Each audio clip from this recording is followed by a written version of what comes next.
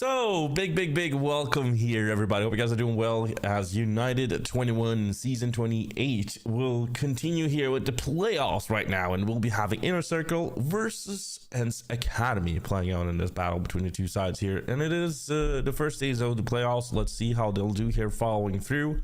As you guys can see, we already have some battles in the upper side of the bracket, and Inner Circle and ENCE Academy will now be playing against each other here.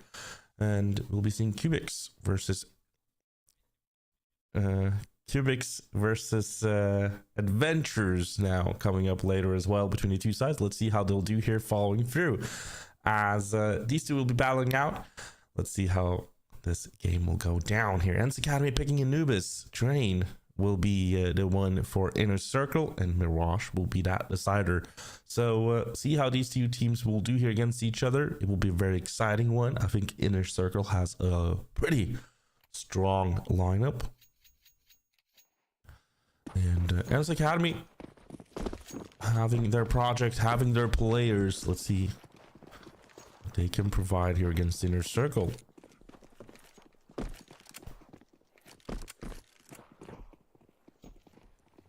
So without any further ado here,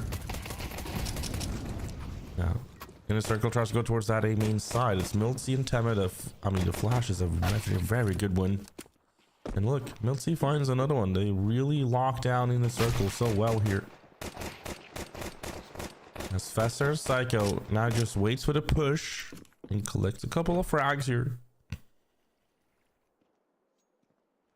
See if they can Glock their way through here.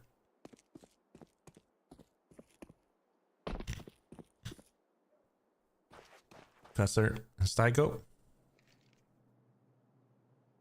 will now go down the bridge position, and look, ENCE doubling down on that bridge. They do have Miller together for too high. As Fester finds one, Miller, this is an important battle. If Fester gets him, the battle against Milty, who's low, and yes, it comes to a 1v1 against Milty now. Imagine this round still going to Inner Circle, even though ENCE started off so well. Man, 20 seconds left. See what Fester will choose to do here. Is actually just waiting for Milty to arrive. Chooses the B site. Oh my, this is the right call from Fester. As Miltsy now makes the rotation here. 18 HP. Does have the diffuse kit. He does have a Glock to battle it out. Jumps down to bridge position. 4-6. All it takes is a headshot from both sides, really. ENCE Academy coming out. Faster together with Styko clears out the 5v2 and wins the round for Inner Circle. We have the 1-0. What an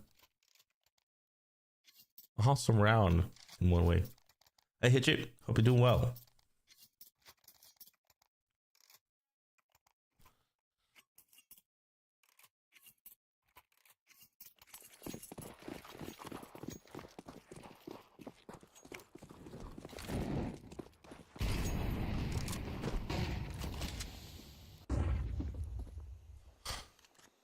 So, round number 2.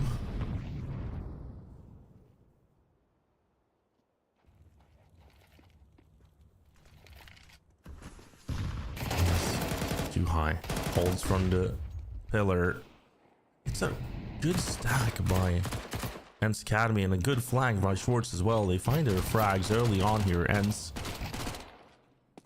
But just last time, the last round where ENCE Academy had the upper hand, they lost it in the end. Here it goes again. Miller finds Styko. Oscar and Q will try to hold this one, but this will be a tough one. Molly comes through on Q. Oscar has to find Miller, which he does. It doesn't get Tema though. This is a great force buy from ENCE Academy. Q with 8 HP. Definitely looks like a possibility of a round for ENCE Academy. 1v1 with that M4 Tema. won't be able to lose this. And that, there it goes. A win in the book for Hans Academy. And the force buy now comes up for Inner Circle instead.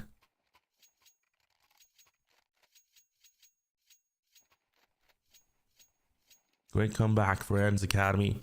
Great aggression, really. Let's see if they can keep this up. They picked Anubis. I'm not used to seeing Hans Academy picking Anubis, really. Let's see how they'll do here following through.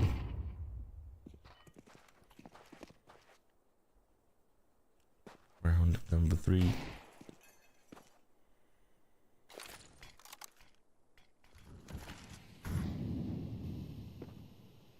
Inner Circle. Just awaits here. Psycho tries to deagle out, but decides to back away.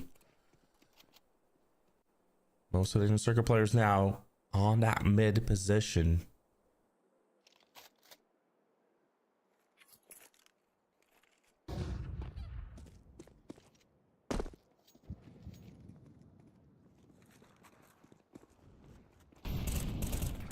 Now pushing towards the cameras from that mid. 10 minutes. Schwartz shuts it down well. Schwartz will find another one until Oscar gets Milty.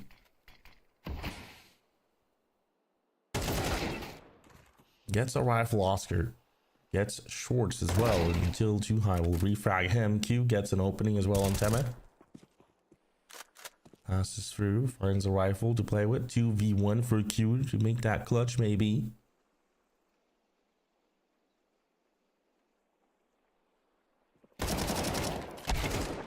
Great time push, and yeah, the refrag will be a great one to take it back here.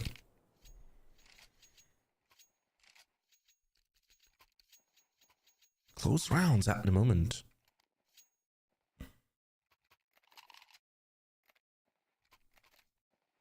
Feels like the game could go anywhere.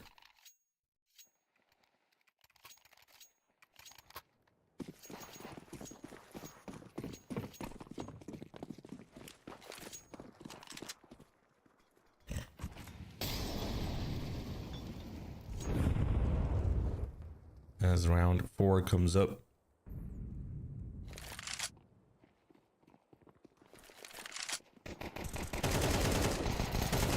There it goes towards the B side. It's a full league up in the circle. Should be around for Hans Academy.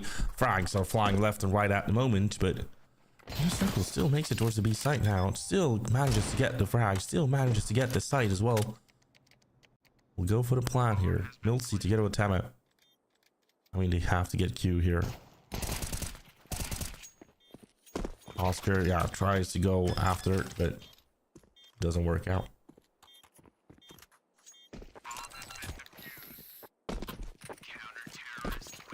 I'm not sure if Inner Circle is an org, but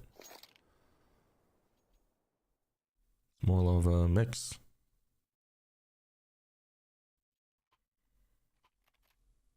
But maybe I have the wrong idea.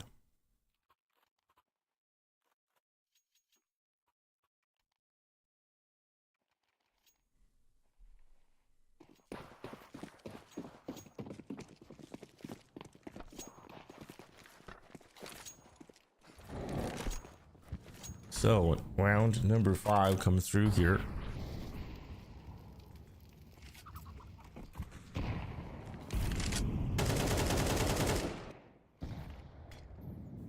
See what you have in mind.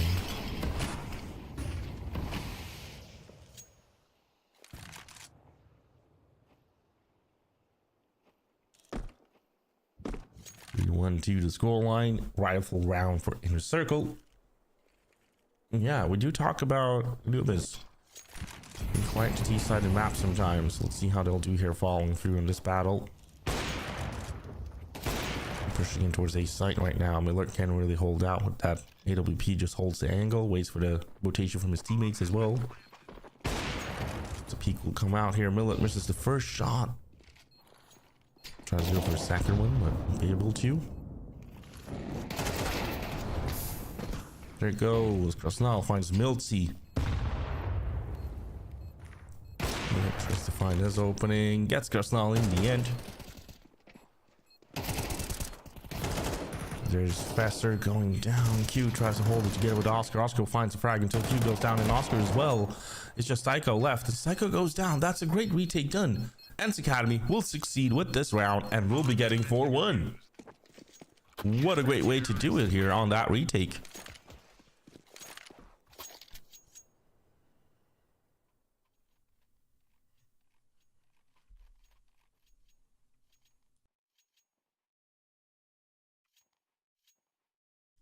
And it's really showing off here right now on Anubis. I think it got dropped on Sinners.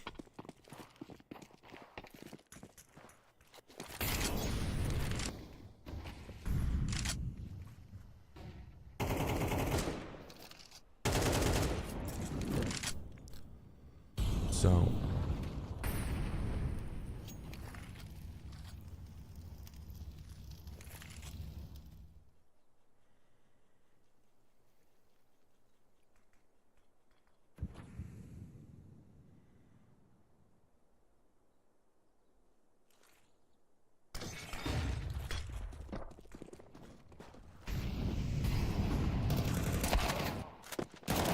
witness wow now coming up. Temme will find faster. Q gets a refrag as well. In the circle. That's the ball plan towards that A side this time around.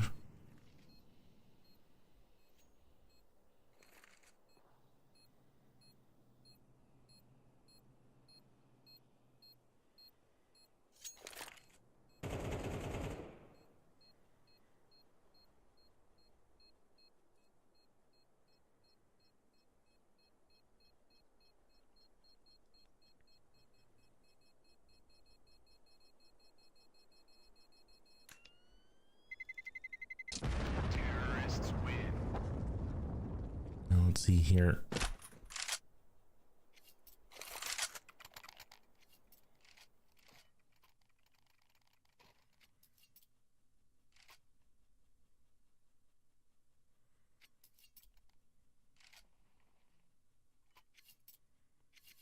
Round number 7 coming up. 4-2. That's a round for Inner Circle. Coming back a little bit into the game. Let's see if they can keep this up now. Or we'll see ENCE instantly coming back here.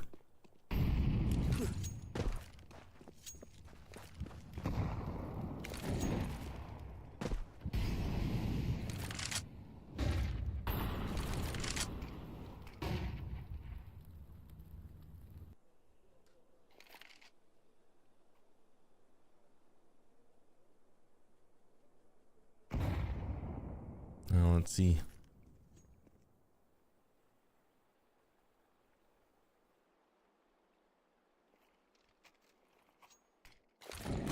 Where's that A main side? Comes the push from the players. No, it holds with an AWP, but gets smoked out here. Schwartz will be closed out, being flashed in, but Q will find that frag. Temme goes in and tries to be able to refrag it. Instead, Fester is there to try to hold him out.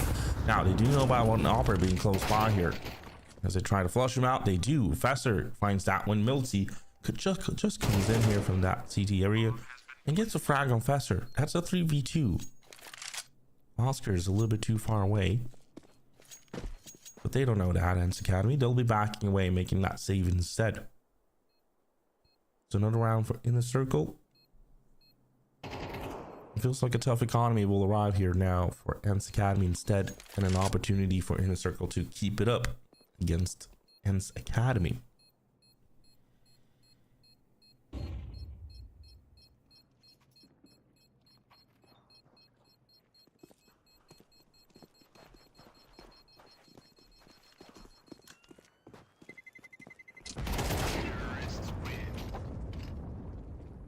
Too high. Finds Oscar. Did he leave? Did he leave?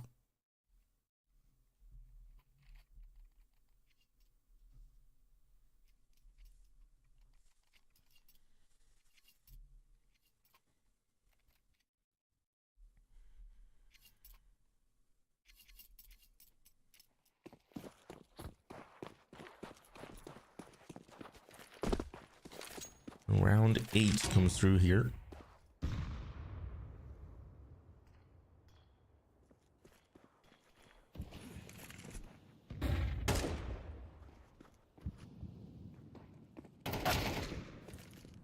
Let's see how Fester finds a good entry here immediately.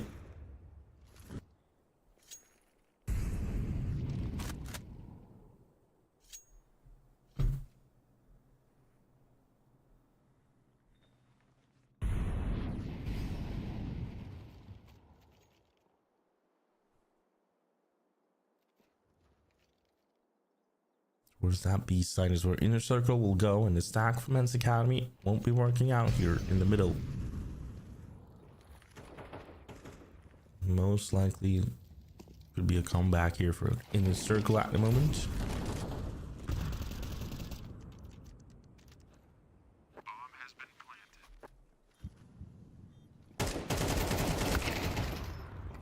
Esser gets the 2 kills needed here. Milsey will find refrag, but as they decide to just back away here, gets those AKs and goes for the save here. This will be 4-4 on the scoreboard. They only lose 1 player here.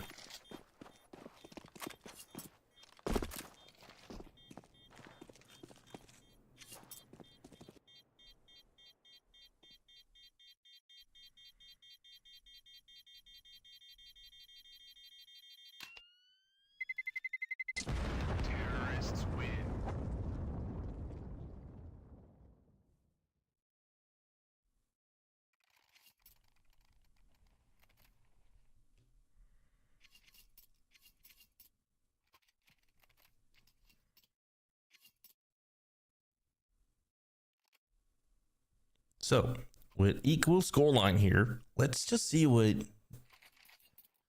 they could do with at the moment.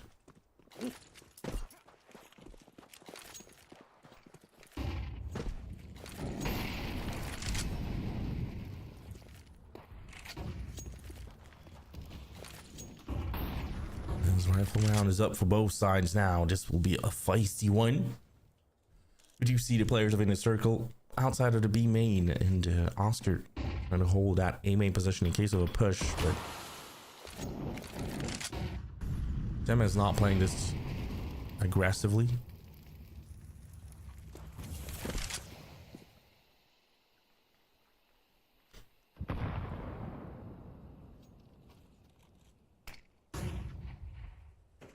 Millard holds down from the cameras now towards that mid position. They will be having 3 players on that A site, and it definitely looks like Inner Circle tries out the A side this round, having their players close by here. Schwartz as well. They do find him, and Tema immediately here. Great entries done here. The timing is perfect for them. Oscar just trades out Miller and wins that round. The bomb plant will be done, and we'll be seeing the players of Men's Academy just backing off here.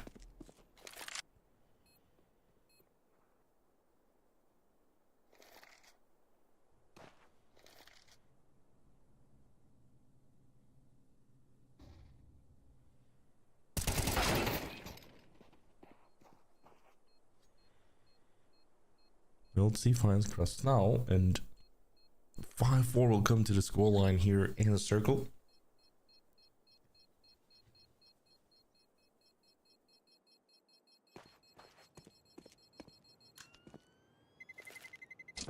Terrorists win.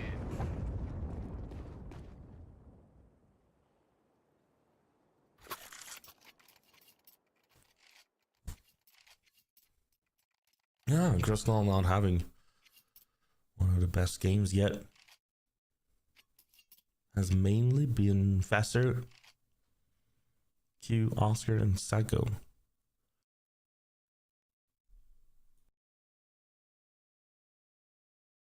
Tactical pause from Men's Academy here, talking it through on what to do. They do have some money decisions to do here. Miltsy and TUI could potentially drop a rifle themselves to their players, and Schwartz can buy up. That is an option.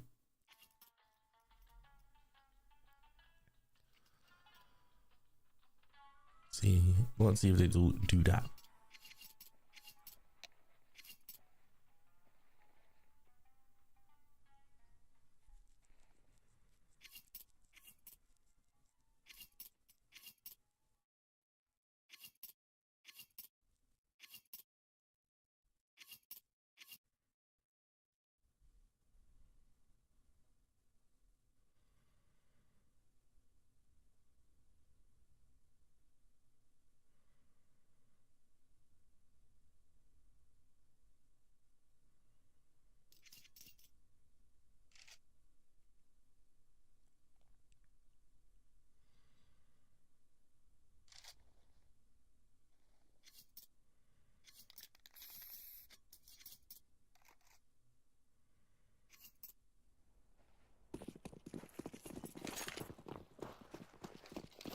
So there we go. Round number 10 coming through here.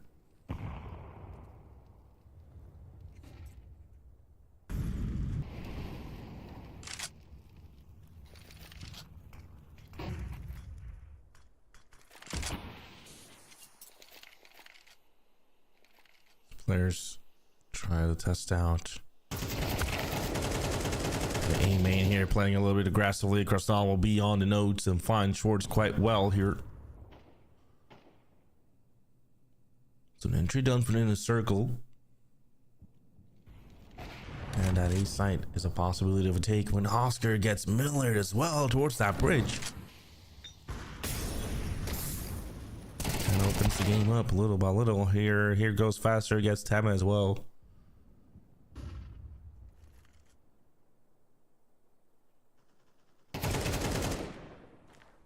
Once he is too high, we'll get Psycho. That's a great entry. That's a great aggression from that B main position. Q will actually search out the A site. Huge possibility for Inner Circle to get that 6th round in. See Milty pushing the bridge here. It's Faster holding down on the T-spawn position, as he might just find the timing here.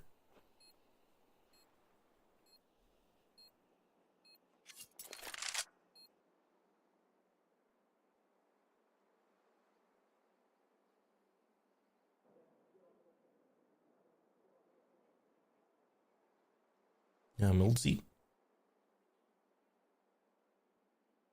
Find Faster here. Yes, he does. There it goes. That frag will come through, but it's a save from the players of Ants Academy. Not trying to break their bank too much here. They do have the loss bonus, so surviving with 2 players will mean a lot here.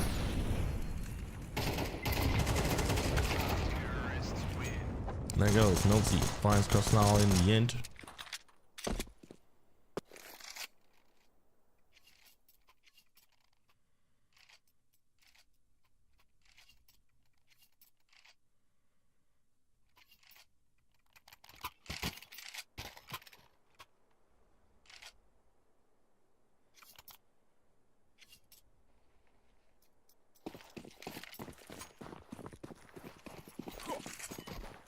So round number 11 coming through here. 2 rounds left of the first half.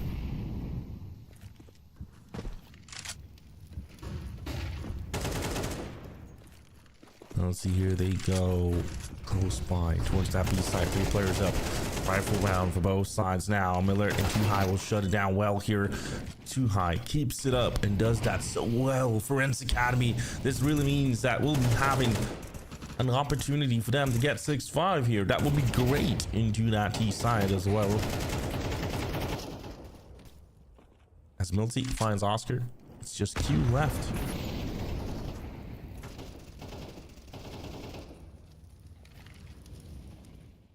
It's just Q left here in this position. We definitely have a round in for Ants Academy.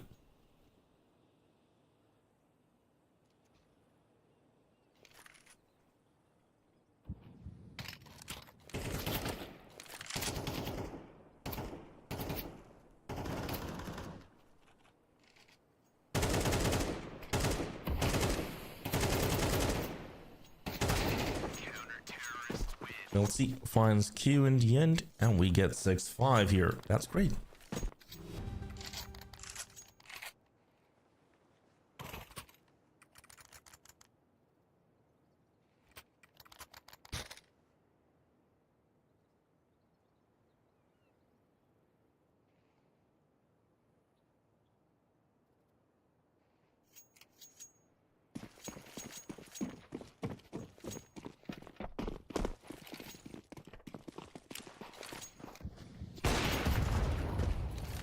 So, round number 12 coming through here.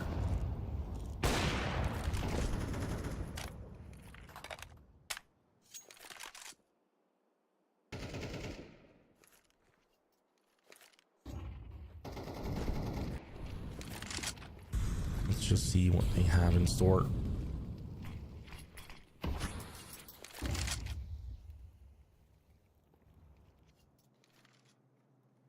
It's too high holds this angle here.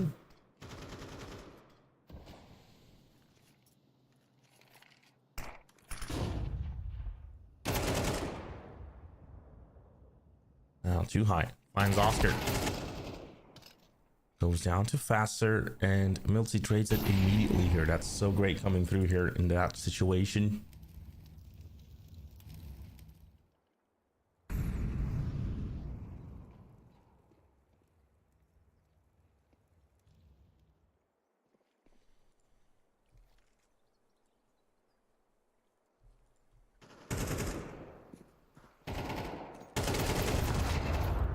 So just now loses that battle against Milty here. Styko will find Schwartz in the end. Milty finds another one as Styko battles it out. Gets another one. Now it's a 1v1 instead. Suddenly, Inner Circle could just turn the tides of the round here as Miller just pushes in from the waters towards that A main side. Styko will just miss him out, but it's an op. As he heard some drop, misses the shot though. Now Styko knows where Miller's coming from. It's down to Molly. Miller just passes through, aggressively wins this one. 6-6. It's all even here in this battle between the two sides.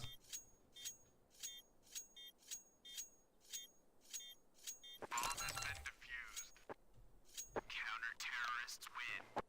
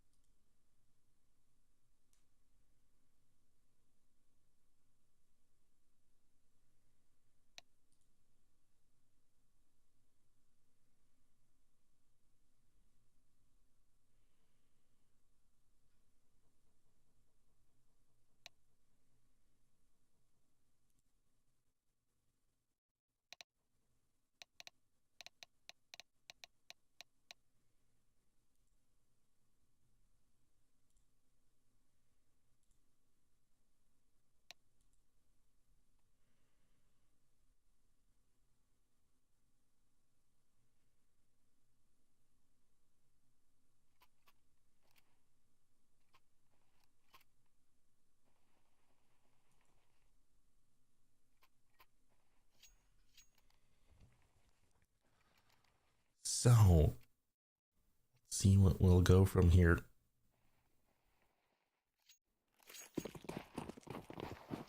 As it's 6-6 on the scoreline here now. Towards the B site. Hans Academy coming through here, guns blazing with the pistols. Just now keeps it well with the dual Berettas. Styko finds two as well. Just now goes down in the end. It's Styko that has a great round of a game here from the B platform. Is that for 4K from him? Yes, it is. Styko with a 4K coming up. And we have Inner Circle taking the lead here right now. Great round from Styko. And let's just see how this will follow through here as the players of Ents Academy now just have a full eco in front of them. Inner Circle might just get 8-6. So 8-6 is a huge possibility here. players of Fans Academy. Moves towards that A site now. And this is something I like from in the circle. Oh, not that nade though. Not that nade from just now. He's not having a good day. But Fans Academy trying to play close with the pistols. They do try to aim out Krasnal here all together. But if Inner Circle would stay in that A main side against 5 players coming up with Glocks here, that will be a difficult one. Try to hold out. Now, that is exactly what they'll do against Academy. Will be pushing that A main side. Most of the Inner Circle players have actually backed off. Takes a little bit of a long range position.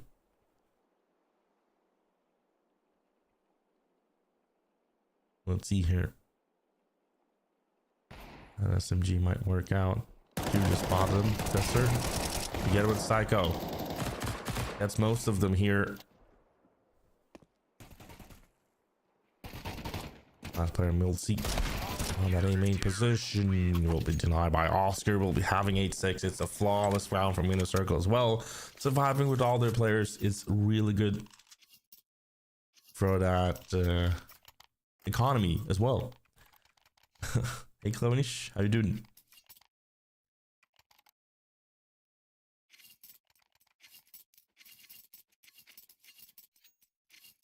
Nice to see you here.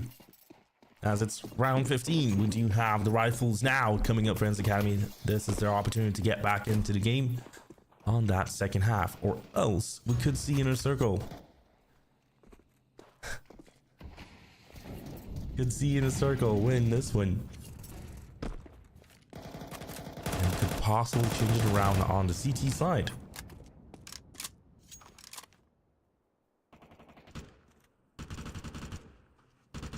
Gifflar. Jag ska ta tåg 16.04 då. Du vet vart. Either way, not talking Swedish anymore. Round 15 coming up here. Players of Fans Academy now behind that B main position, behind the smoke. Have fun. I will. It will be great. As of now, here they come. Faster tries to hold out, but great push from Fans Academy. There's Krasnal getting one.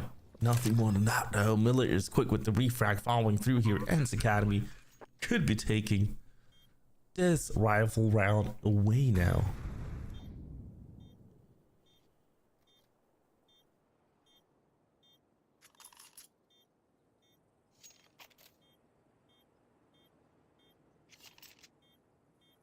Just Inner Circle playing this one carefully instead. Psycho just spotted, but look, Milsey just drags them two together here. Q will be alone. Won't be getting anything here from this position as well. Just backs away. We have 8-7. Ends wins that important rifle round. Let's see if they can make it back now on the T side. Usually the T side is the preferred side here.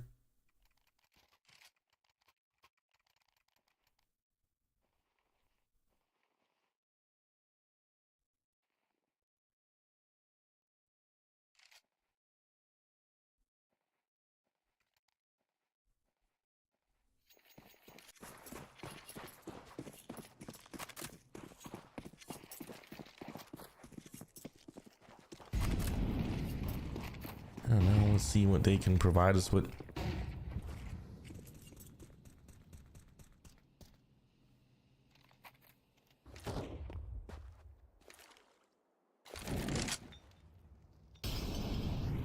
As they buy up Inner Circle, trying to come back immediately here.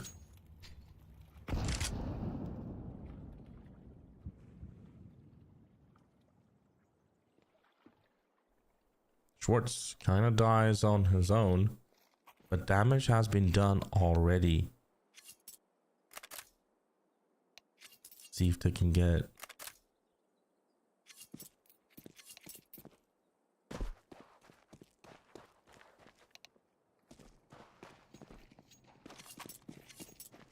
Yeah. It will definitely be a re-roll of the round. Maybe not.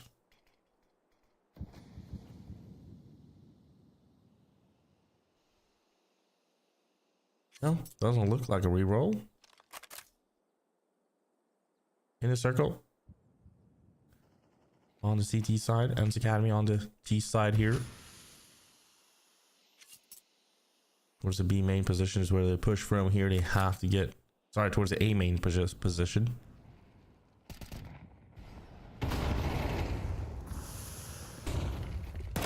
Alert gets the trade. There's Q finding another one. As Oscar gets the trade here as well. Milty will be alone. We'll be having the round for Inner Circle instead.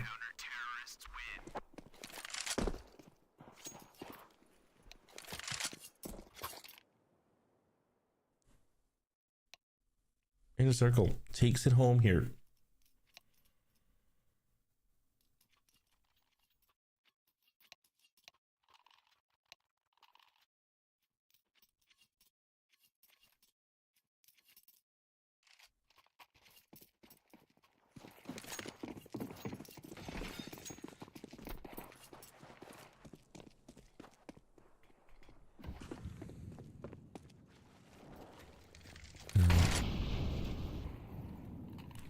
See what they can provide us with on this one coming through. There's Events Academy.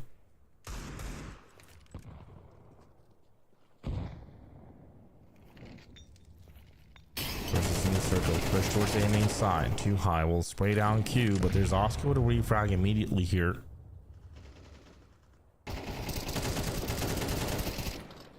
Now let's just see if Esther finds Milty.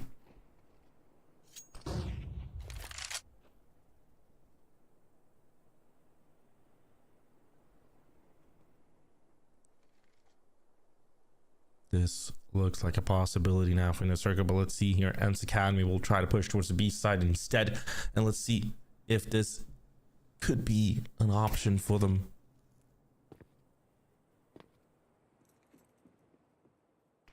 As they will attack the B side here. Snell will be alone, waiting for the rotation to arrive from his players. Fester will come through here, because Snell goes down, and Tema just one taps away. This is such a beautiful round right now for Ends Academy. It's a 3v2 opportunity here for them. Styko getting pushed by all the three players of Ends Academy here. Makes that reload in time, but finds one. Gets pushed. Can't be doing the other one here. Oscar just goes for the defuse. What a ballsy move by Oscar. What a ballsy move by Oscar here. And Inner Circle takes the double-digit round. Ends Academy just pushes out. And we have a technical pause. The balls on Oscar.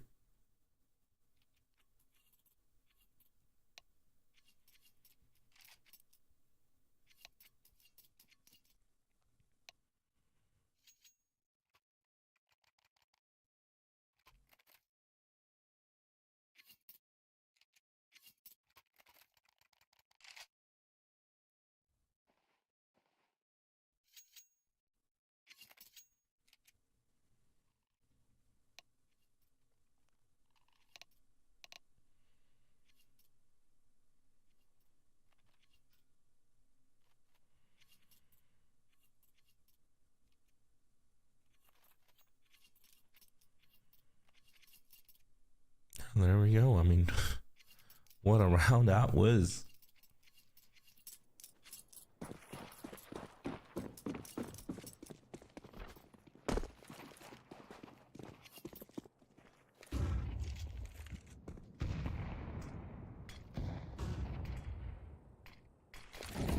Moving on into round 18 here.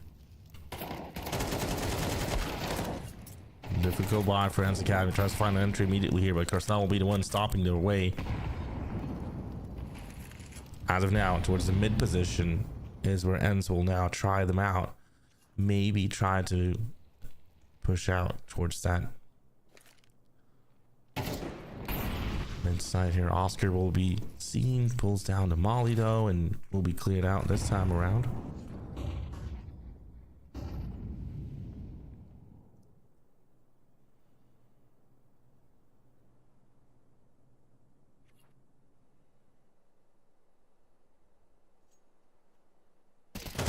like ends now will try to collect themselves and try to find a way to go towards the A main side. Is definitely what they try here. Schwartz backs away immediately.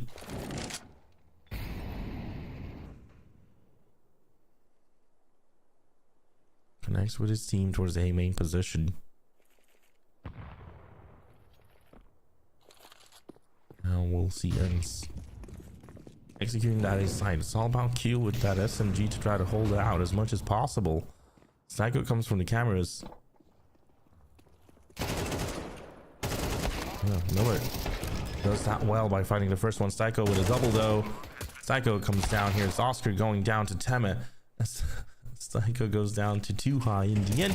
There's just Krasnal and Faster in a 2v2, but look, Faster finds one. Too high. We'll get Krasnal. That's a beautiful frag here. Too high in a 1v1 against Faster. Never mind. Faster goes down. That's a clutch for Ants Academy with Too High getting another frag. And we got 10-8 on the scoreline.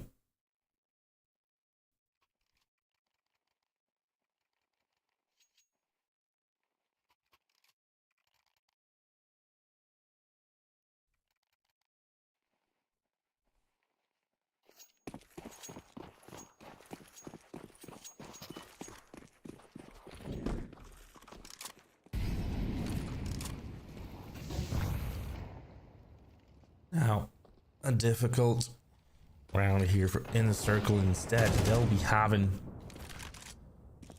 Oscar leading the way with that AWP.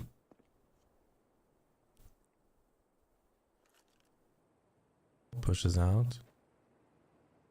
Good, Oscar boosts him up. Oscar gets caught.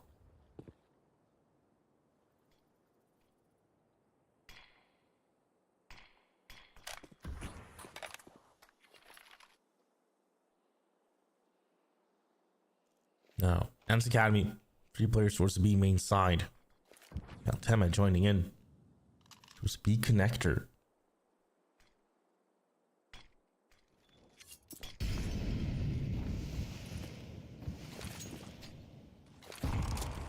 And he's flying in.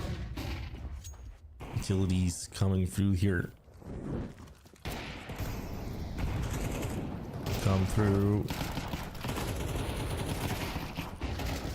Miller finds Q. Tema gets Styko as well. They're Faster going down to Schwartz in the end.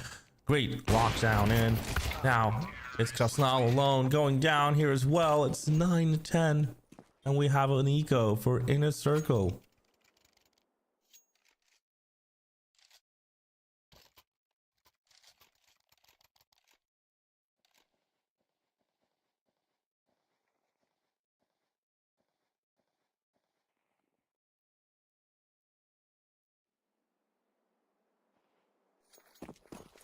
So round 20 coming through here.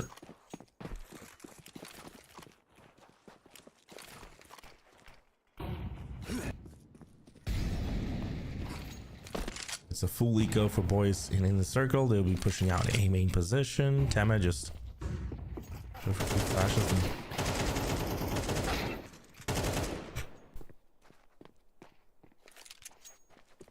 And it's a great clearance here. Oscar will be alone just running down the bridge. We'll have a comeback from Ants Academy. We'll be having 10-10.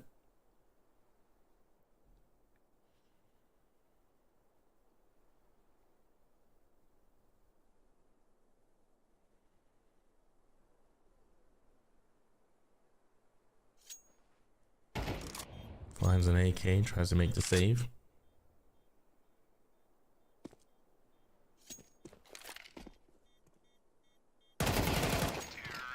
Schwartz gets him in the end. And there we go. Comeback done. Ants Academy back in the game.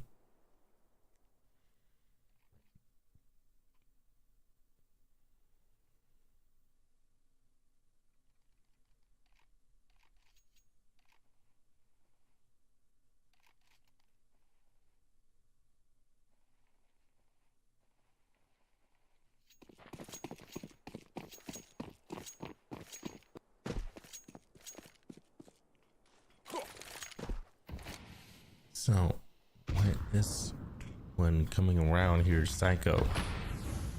Needs to find something out here. It's cute.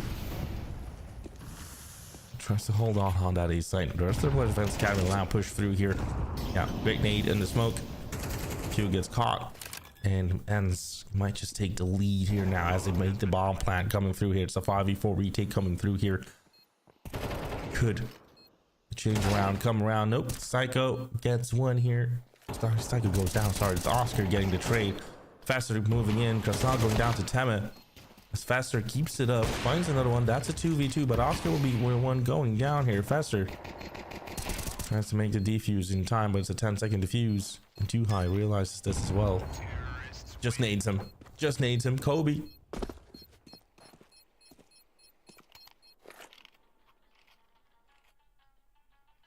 We got 11 rounds in for Ends Academy. They're doing that one so well. Hey guys, are you affiliated with a team or just random match? What do you mean?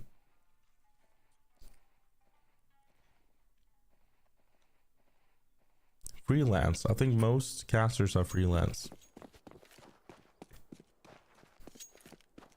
So 11-10 Ends Academy.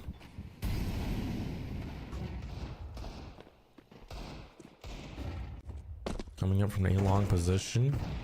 Aggressive play from Faster as he finds that one.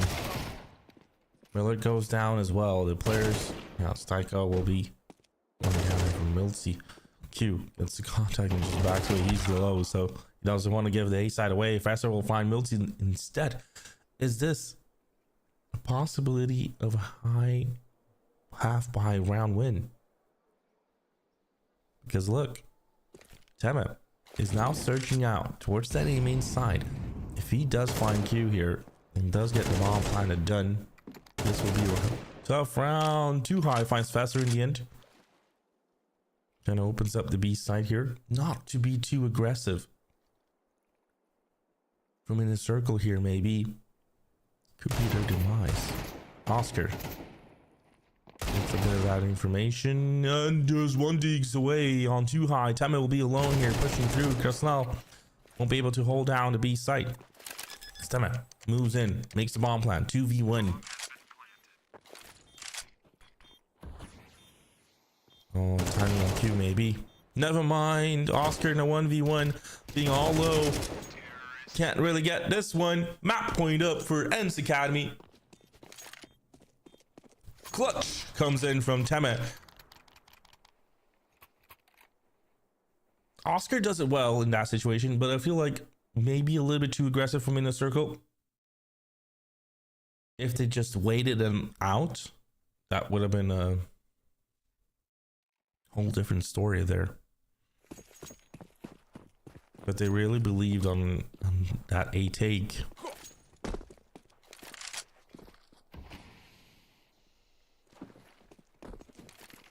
And now rifles up. Last chance is up here for Inner Circle. As Oscar misses the shot here, tries to play aggressively towards the main position. Now backs away. Q will be the one holding it out as Milsey tries to check out the B main position.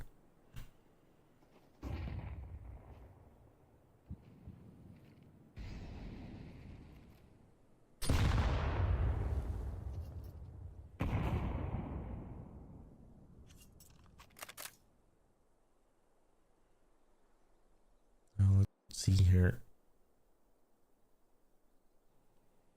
towards the B site is probably where it ends. We'll try to go here.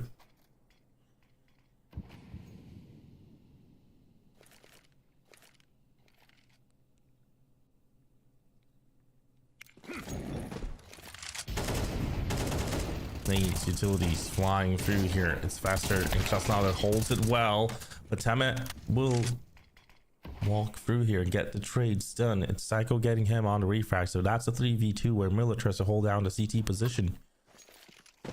Bomb's been picked up by Too High here. Miller goes down to Oscar. Too High won't be able to. Q will get him and we'll be getting 12-11.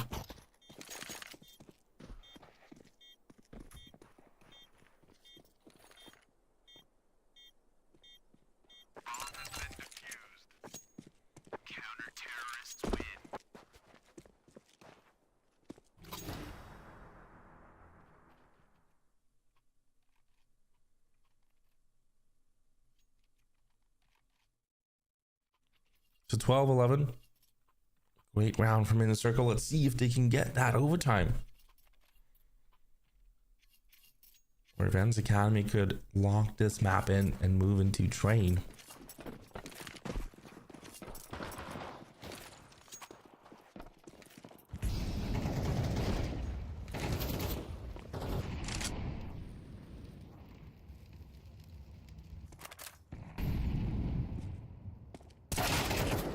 Psycho, Schwartz will find him.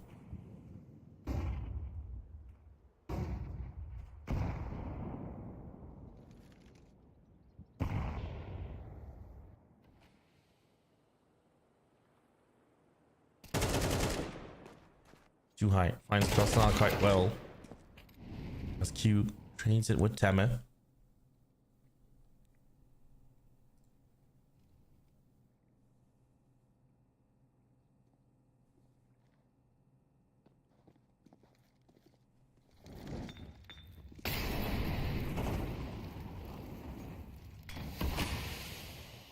Let's see a 4v3 situation. There goes Oscar. Q finds that one as well.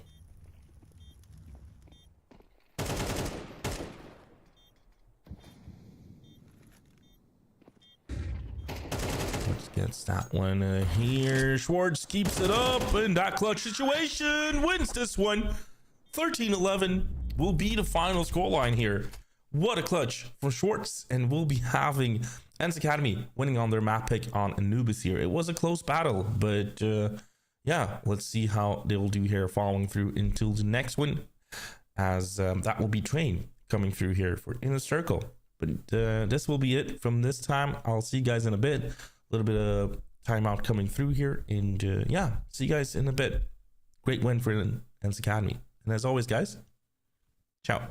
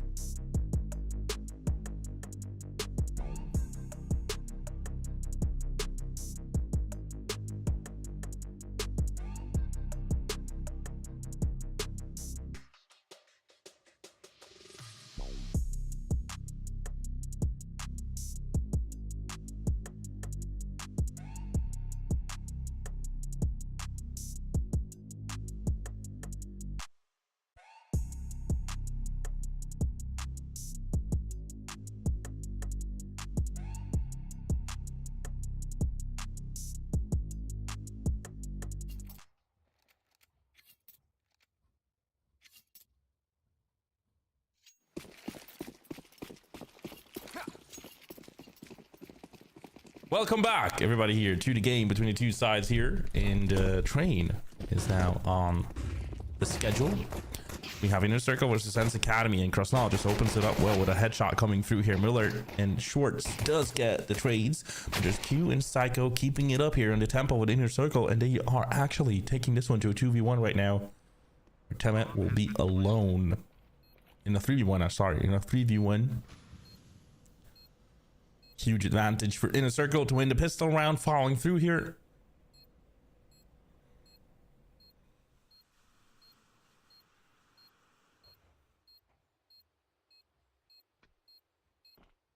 Now let's see. Time out. Just holding his position.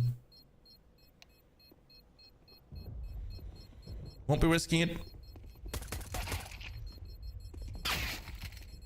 Just goes for the exit frags, and we'll be getting a round win for Inner Circle in the end.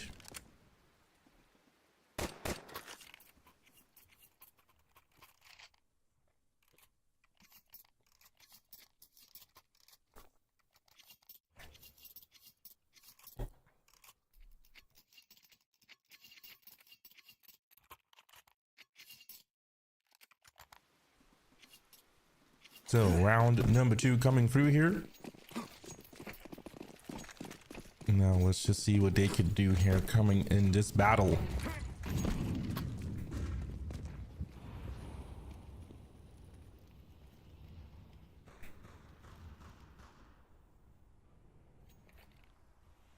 So as the players of Inner Circle pushes the IV position,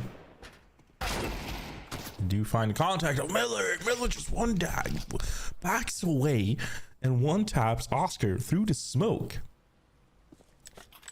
And you can't really trade him out. You can't really do nothing out on this one. It is a force buy from Men's Academy trying to come back into this one. And a great start for Miller with that one tap. Now Fester makes his way from the A main position.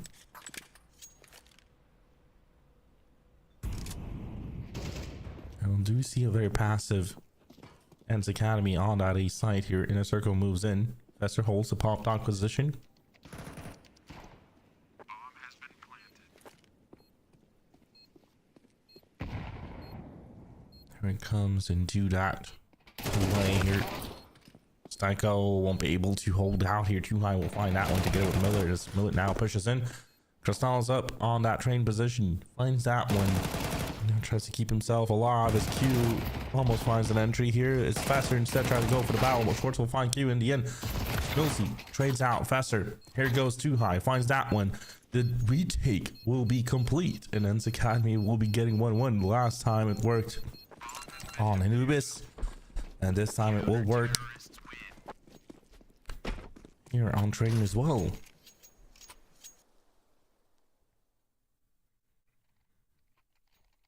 There it is, 1-1 comes up here.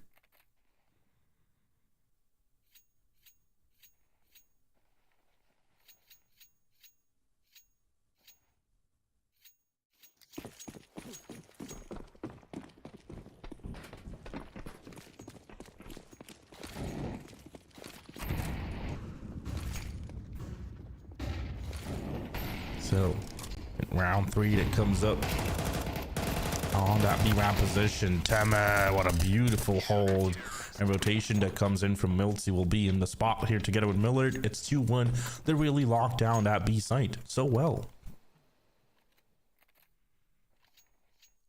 2-1 on the scoreline. Ents Academy.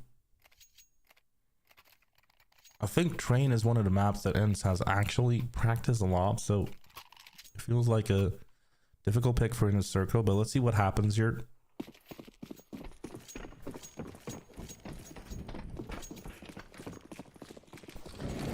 This is a map veto I don't recognize from Ents Academy, but see, a force buy. No, not a force buy, just some deagles out for Inner Circle.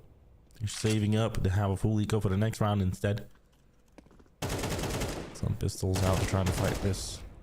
Too high.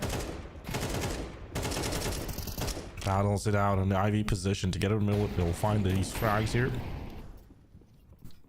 Time to get some contact and puts in the molly as Milty will push through from the underpass. Time gets crossing on as well. It's just Q left here, and he's coming in from that IV position. Instead, there's too high holding that angle. And Q just holds out here and wouldn't be doing much.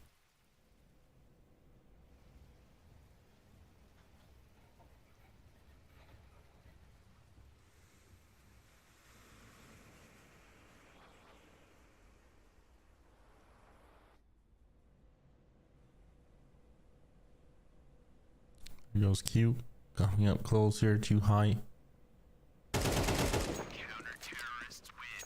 Guns him down and wins the round. We have 3-1 up. And let's keep this up.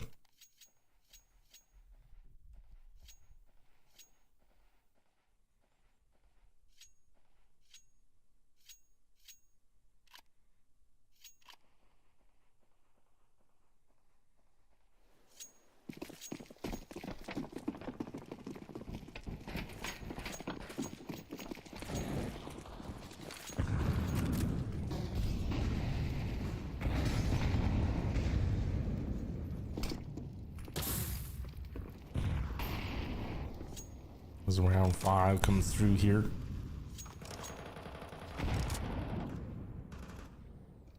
So 3-1, and we have a rifle round from Inner Circle. Let's see what they can provide us with here. Q will tank a huge need. Close to the pop lock position.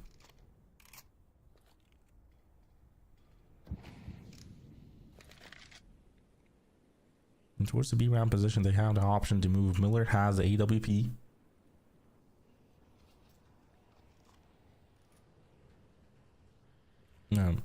Surely, soonly enough, they'll try to push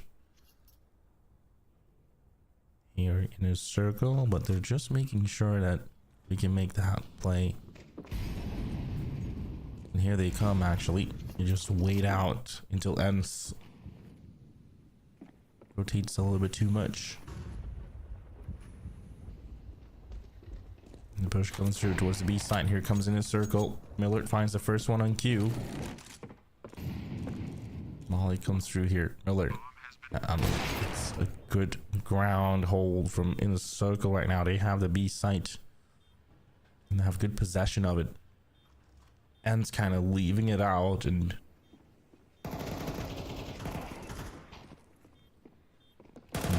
finds Oscar. Just now tries to keep it up, but Milty will find Psycho here. It's faster going to be alone and going down as Milty just triples it up. And the defuse comes in time. 4-1 with that play. Ants Academy keeps it up here at the moment. Keeps a good momentum. It's interestingly enough how Ants decides to just, all right, let's gamble on that A site now because we don't know where they're coming. We don't have a lot of information. And as they do that, Inner Circle decides to push the B site. So Ants rotates a little bit closer and gets ready for the push.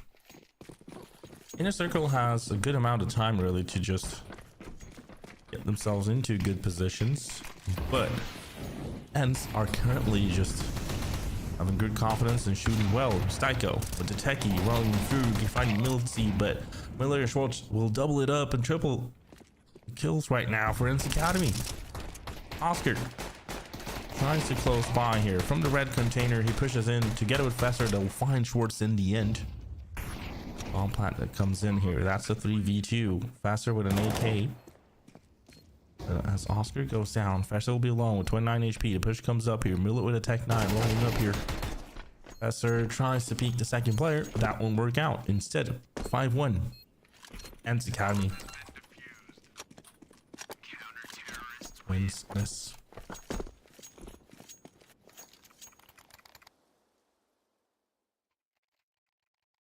Yeah, 5-1 on the CT side for Ants Academy. So far, so good for them.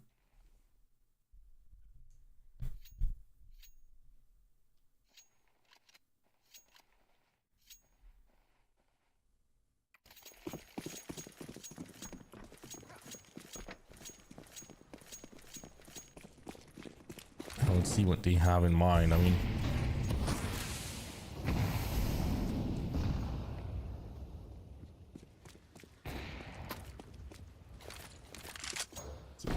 opportunity. Oscar finds Miller on the rifle round of in a circle.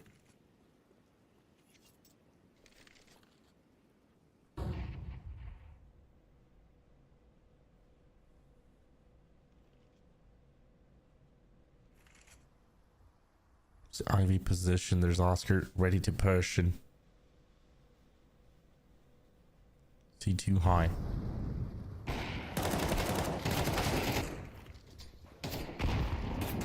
Just holding it out here. See if he'll be able to. Schwartz will be the one going down instead. Bomb has been planted.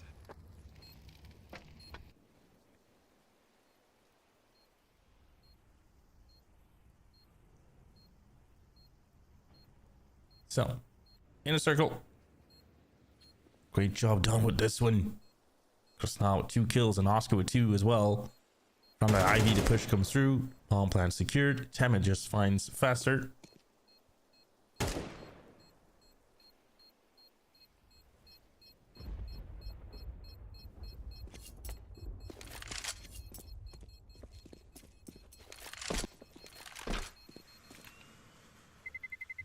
That's what we'll be having here.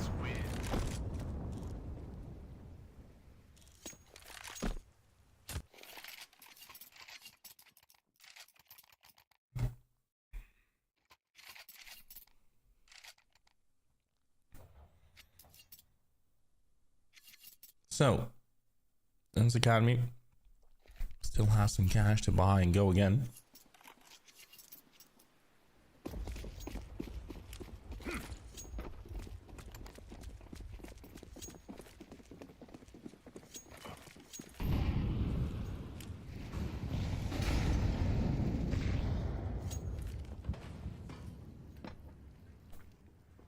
And it looks like Inner Circle are having currently a split here. They checking out the B-ramp position, going down the underpass as well, and having some players on the A main positions to try to make some surprise moves here, maybe for Dance Academy, and not being able for them to predict here. And as the molly comes through,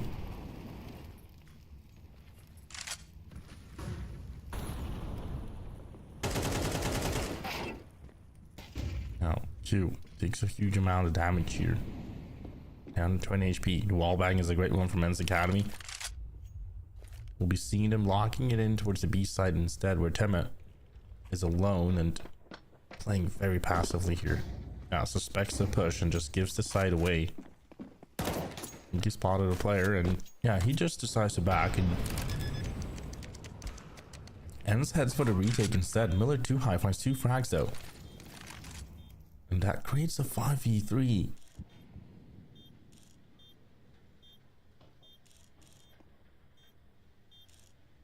Oscar with the op from the heaven position. There's Styko playing close as well. As he finds 1, 2, Styko shuts it down well until Milton will gun him down here. Oscar finds 2 high. Oscar and Q will hold this site together and win this one in a circle. Great save that arrives here. Terrorists win.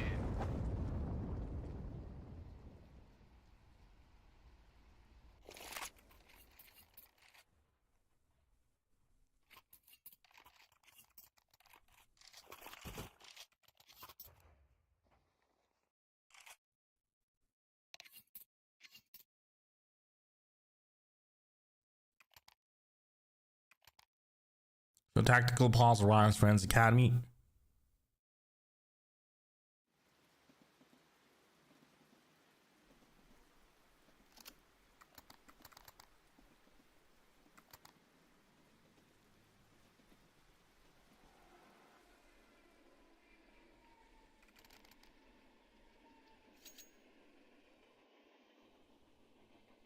Now let's see here. They're talking it through. They got a EWP on Miller.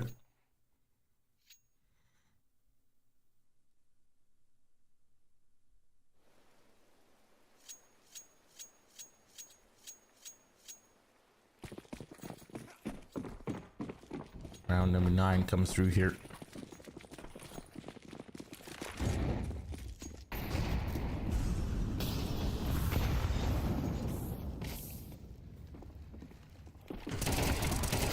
Coming through here, Schwartz actually gets that one. Q will get the refrag following through. To push their way towards the B position, towards the B ramp in heaven.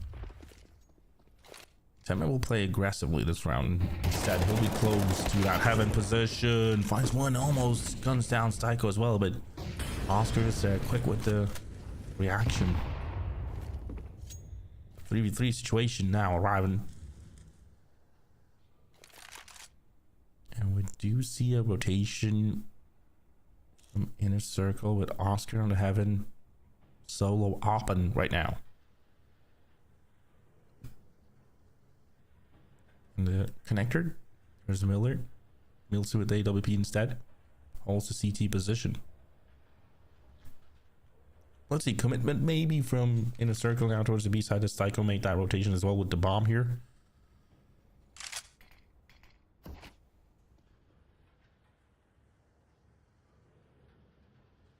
Come on by here, let's see. Here they come. Faster gets the first for contacts, and here towards the B ramp position they go here. Too high has a beautiful timing maybe here through the smoke. Oscar, yeah, he holds the smoke though. Too high doesn't go out on that one immediately here. Tries to find a refrag, won't be able to. Great one from inner circle to just back away, give the space in.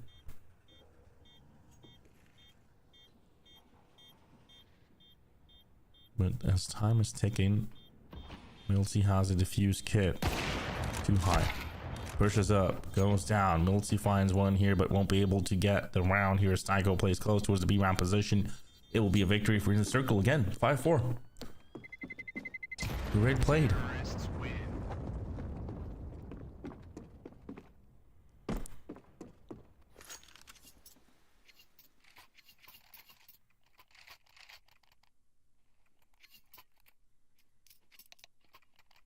5-4 and a tactical now from in the circle instead. As soon as they got their rifles rolling. Seeing in the circle more secure on the map, really.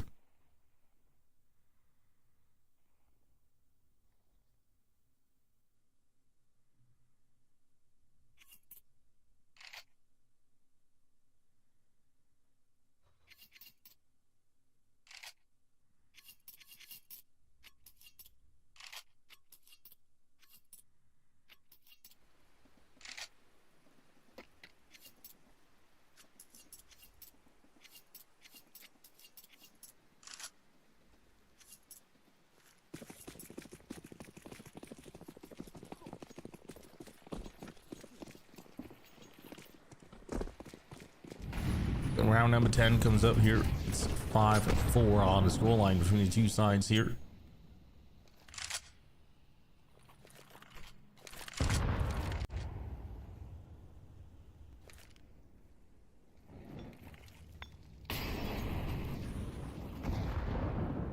Now on that A main position, there's Faster.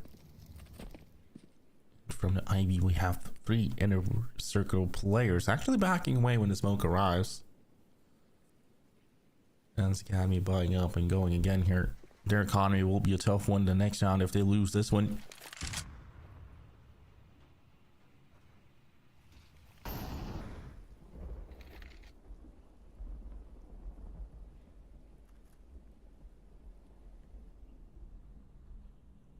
Yeah, just outside of the Ivy position.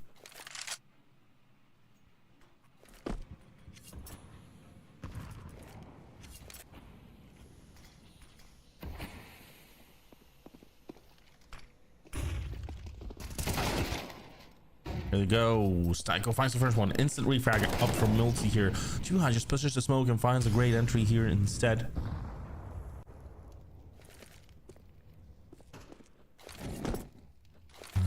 Let's see here what they have in mind. I mean, executing in towards that A site inner circle. See what they'll be able to do with this too high. Milty finds the 2 frags here. Now Q will be alone here. This looks definitely like ends taking this round home. And we'll be getting 6-4.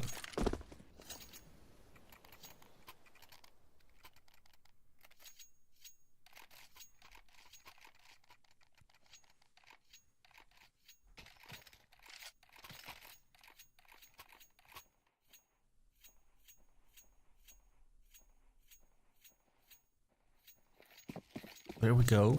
2 rounds left of the first half between the 2 sides.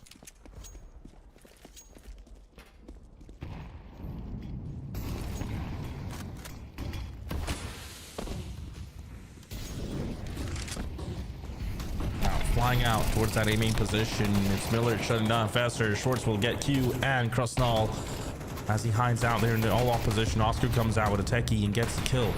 Oscar doubles it up though. Finds another one.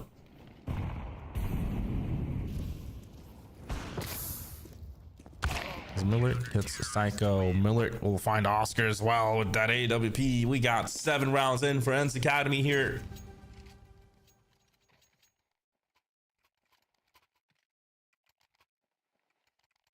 So full eco now, and I mean it's the last round. Inner Circle just has 2,000. They have to. I mean, if there's another round, they have to go for a full eco. But now they have to buy up. They'll be having Tech 9s and Kevlars. That's it. Some nades. That's it.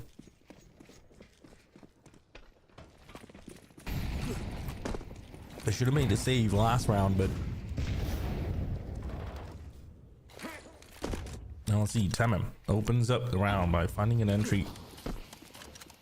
Oh, the Ivy position. He actually pushed up.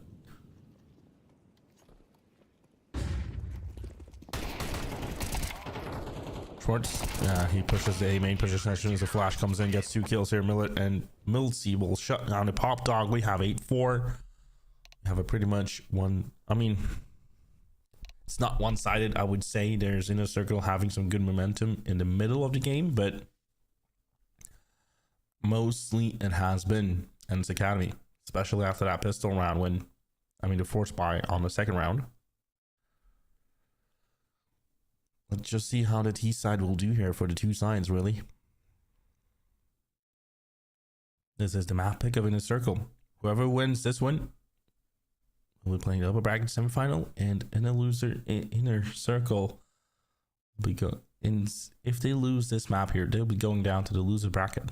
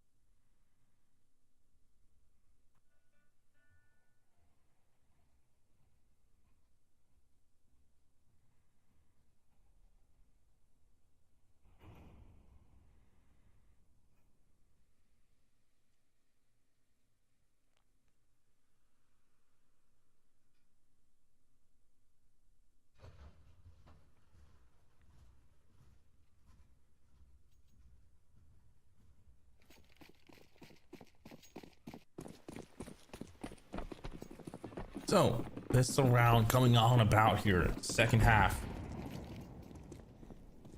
Coming up here now with Ends Academy versus Inner Circle.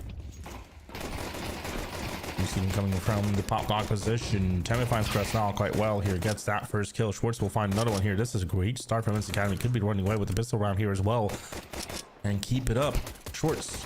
One taps away on Styko. There's Q getting traded out by Milsey, and Oscar will just be the final one on the 3v1. Goes down in the end. And there it is. I mean, 9-4. Ends Academy wins the pistol here.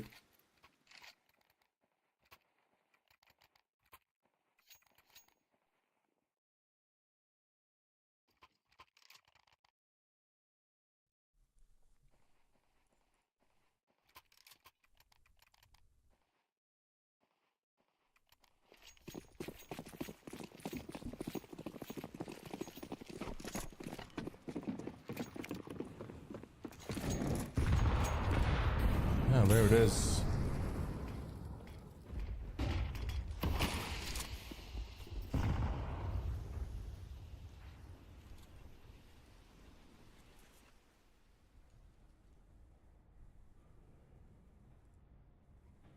Too high. Holds to be round position. 9-4 on a score line, and it's a force fire from in the circle to try to come back immediately here.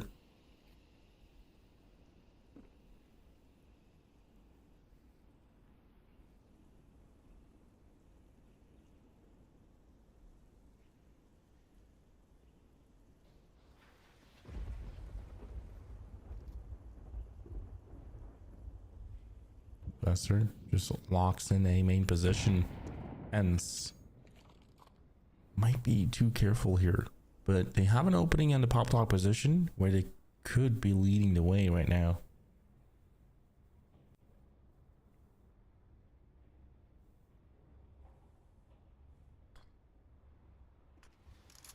After smoke coming through, Schwartz will find faster when he tries to push towards that A main position. Oscar holds it with the scout towards the pop dog here, but no opening from Men's Academy. Instead, it's a rotation towards the B side here. They fully rotate a full round within a circle. They actually pull through here. Schwartz gonna make the ball plant. There goes Temet. Finds Crystal.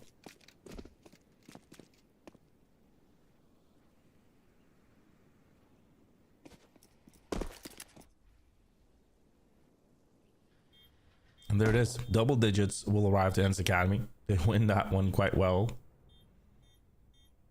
We'll be seeing the players of Inner Circle now having a tough economy.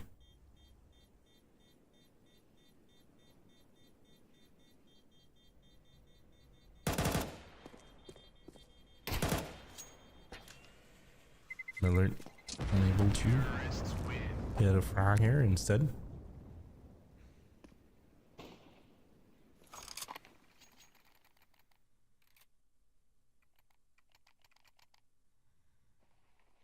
Yeah, double digits up for Ents Academy, 10-4.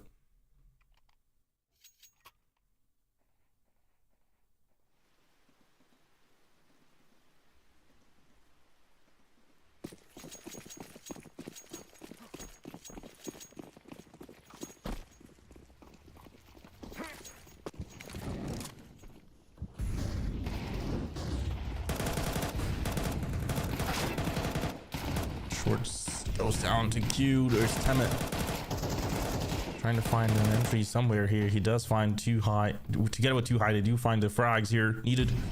11-4 surely coming through here. This looks like a tough one for Inner Circle. I mean, look here. Psycho locked in the cameras. 3v2 situation, definitely. As Oscar doesn't want to give in though, makes this one to 2v2. He could, if he finds too high with the scout.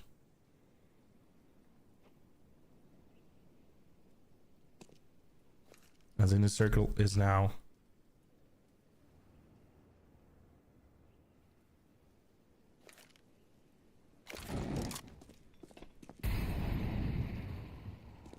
coming around here. Where's that A site? Psycho still manages to survive in the connector position. Oscar changes his angle here towards the cameras instead with the scout, but as he doesn't spot anyone because Ents Academy now made that rotation.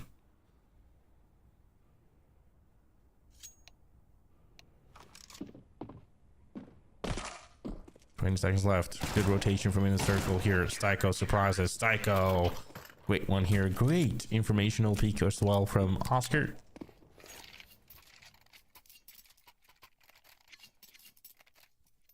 And we got 10-5.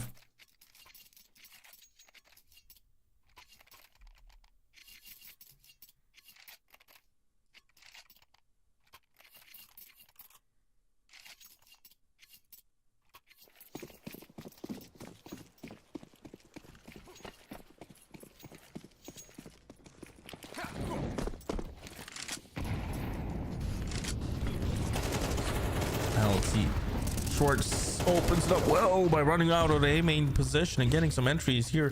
Fester finds him on the refrag. Temme pushes in. Temme just passes through. Just passes through. But we'll get Fester in the end. As Q on that A site now. Gets one. Gets refragged by Temme. It's just Oscar left. Oscar, look at this. 1-2 from Oscar. Bomb dropped as well. 1v1 against Miller. Hopper versus Hopper. And this will be Oscar taking it home in a 3v1 clutch. What a way to do it here. 10-6.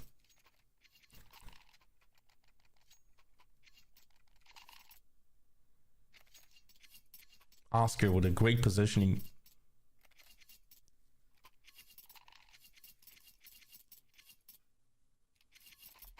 Wins that win, and we have 6 rounds in for Inner Circle, 10 rounds in for Ents Academy, and a full eco for Ents.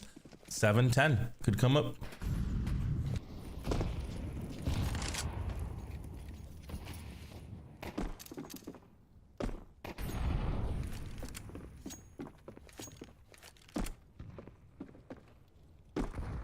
Oscar already with an entry.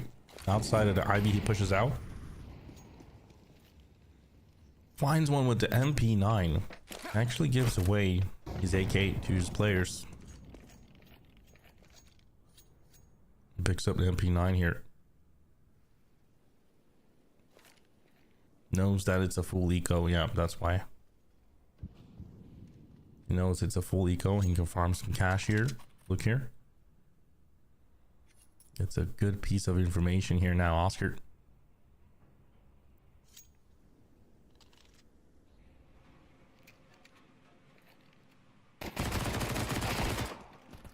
Miller holds it against him though. Krasnal finds a frag though as Oscar gets in. Krasnal will get 2 kills. Fester will find another one. 7-10. Great walk down from in the circle.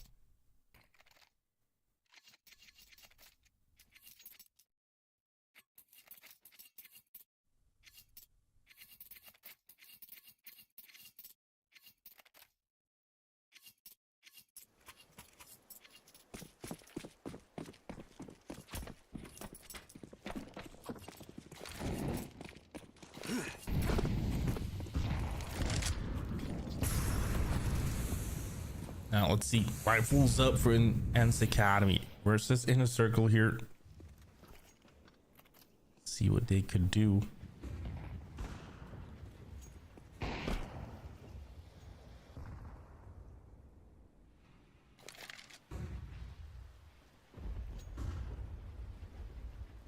Just now we're very offensively up towards that A main position. Has it on lockdown at the moment.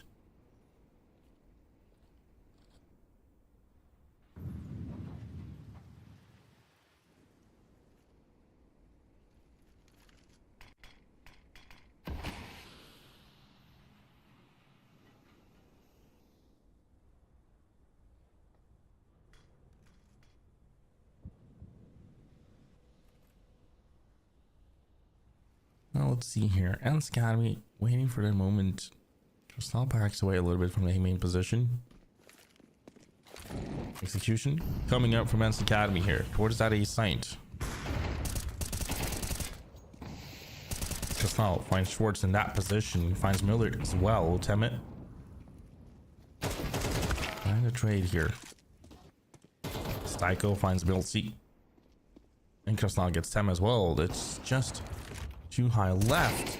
8-10 surely coming up here as too high. Does find Krasnal. Oscar gets the refrag in the end.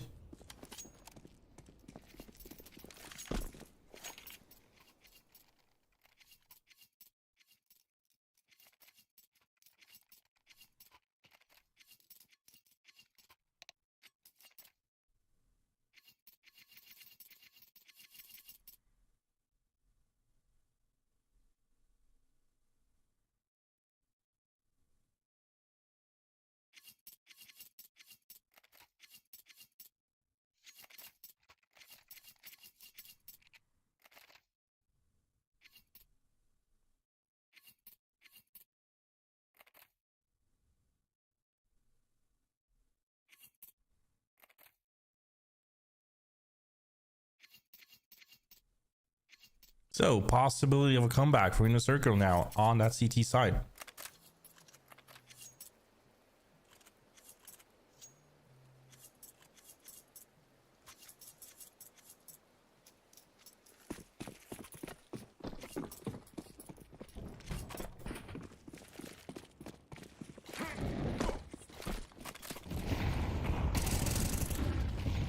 Oof, great aggression. Krasnal finds Schwartz here.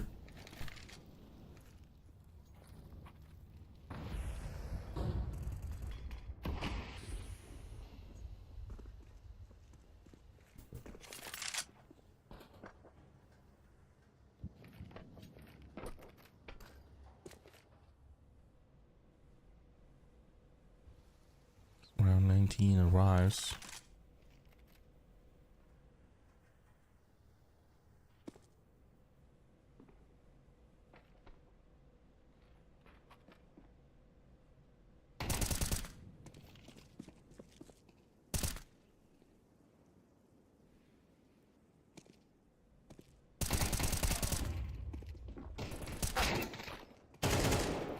Too high, trades it up. Q will find Millard.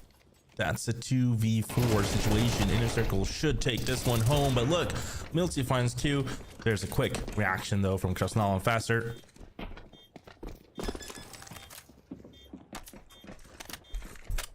And there we go, 9-10.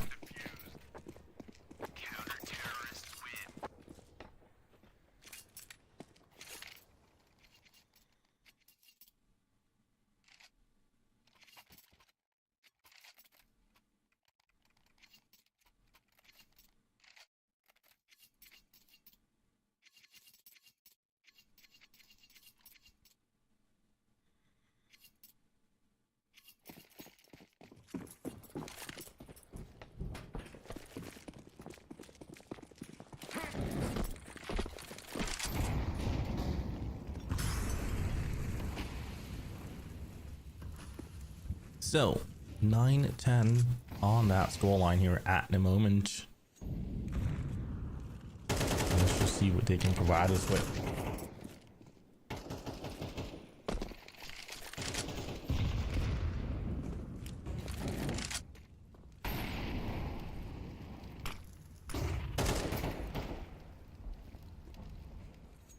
Coming through into this one.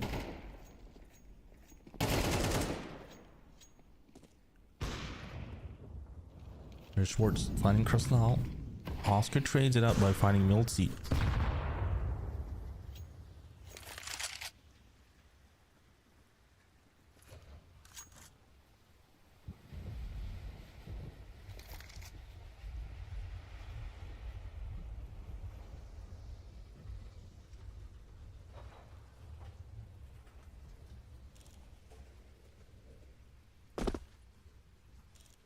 Let's see, a 4v4 situation in towards the Ivy position. Here's Academy will try to push here. Oscar peeks out, finds that one on Millard. Psycho will find Tem as well through the smoke, actually. So great shutdown on that Ivy position. Schwartz pushes out though from the smoke here, passes through. Psycho will shut him down in the end, and we just have 2 high left. 10-10 will come through here. Oscar's doing so well right now for Inner Circle to keep them in the game. 19 kills from him. Counter-terrorists win. And there we are. It's even in the game here. 8-4 was the scoreline, and then 10-4 from that position. Inner Circle won 6 rounds in a row here.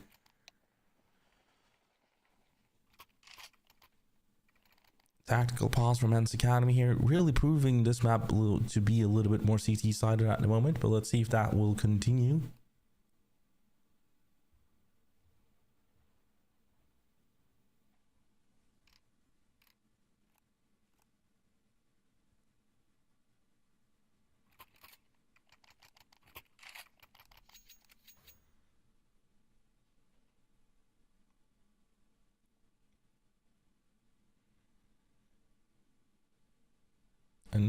Buying up, trying to break the trend, trying to break the momentum that they have.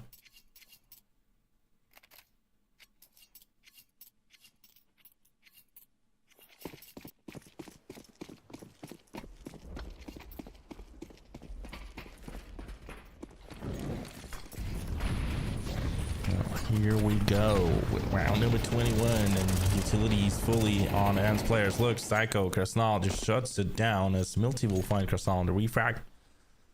That's a 4v3 already in just a couple of seconds of the round.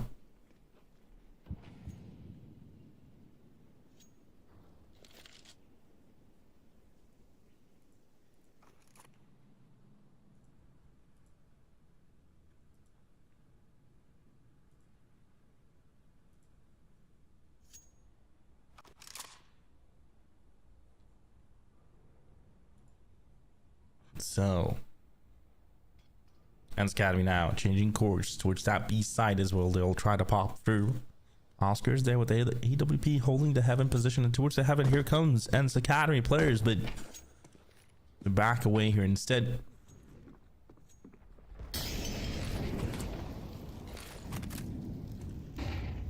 Here they come. Push comes through.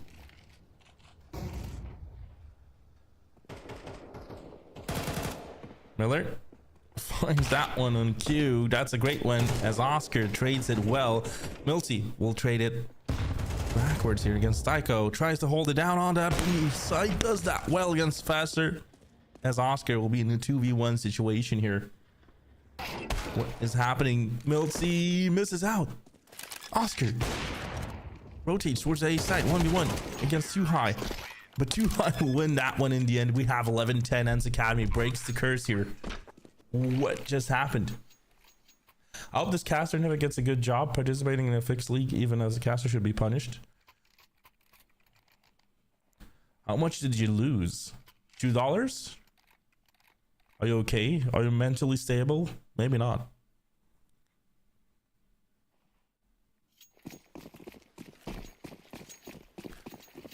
So, as round 22 is done here, let's see.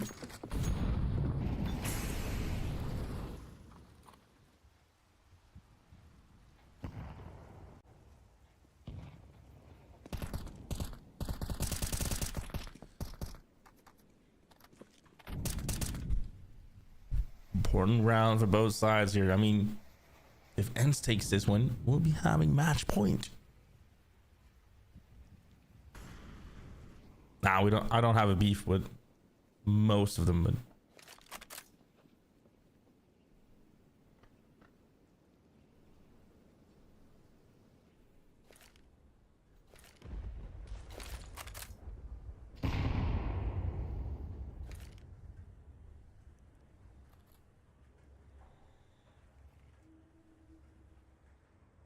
I mean, 13-11 was the final scoreline on Anubis. So it's feels like it's pretty even between the two sides.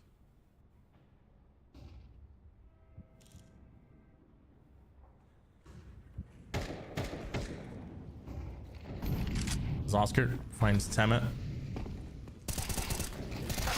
There goes Tycho, doubles it up against the Ends Academy players.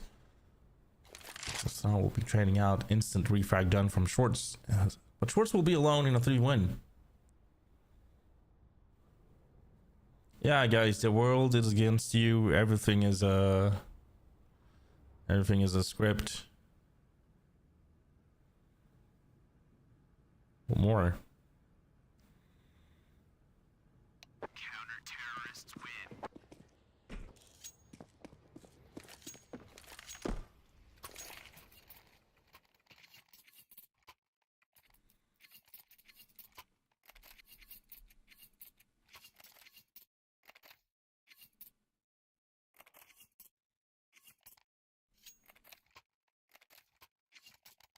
So 11-11.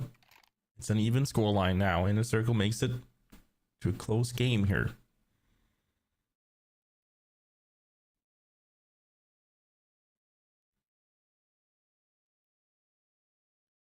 Is it the same Kane? Is it a different Kane maybe? No, it's not the same one.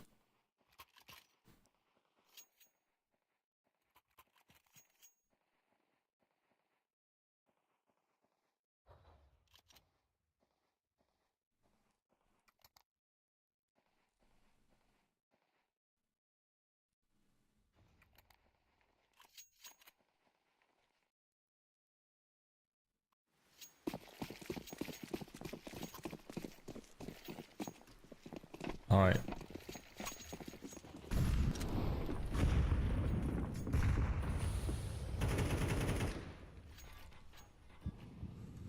So, with round 23 coming up here. Close game coming up.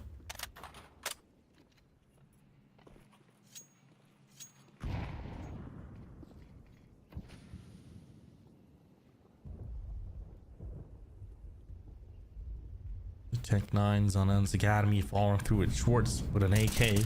See what En's has in mind here. They actually just rolling down towards the Ivy position where Oscar's shutting it down, and AWP so far with a great angle there. This could be a map for Inner Circle. All right, I'm gonna time out some people. I feel like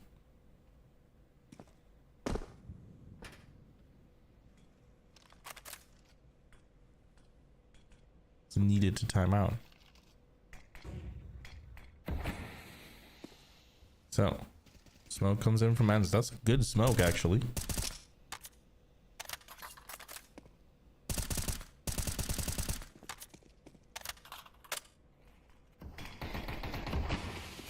Flash comes through. Just now tries to find one through the smoke. It's Oscar instead that gets the first one that holds it out. Oscar finds a double kill, actually, and a 4th kill. What is Oscar doing here? As he gets too high as well, we got the 12th round for Inner Circle. Oscar with an ace, a beautiful ace as well.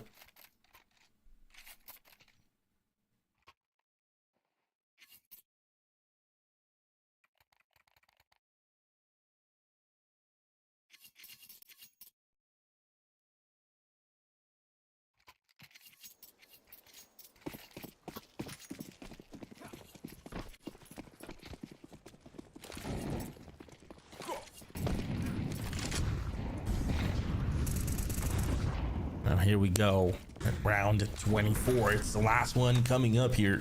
And now let's see what they could do here following through.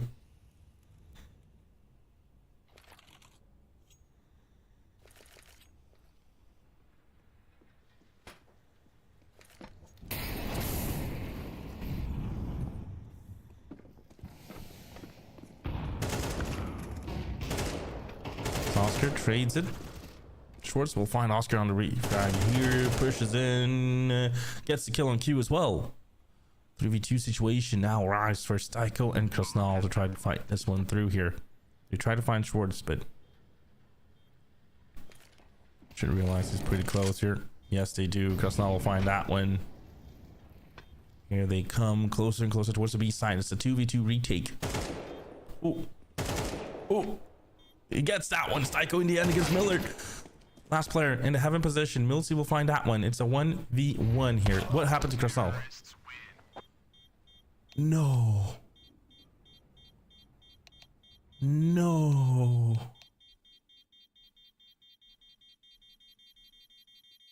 No. Not like this. Not like this.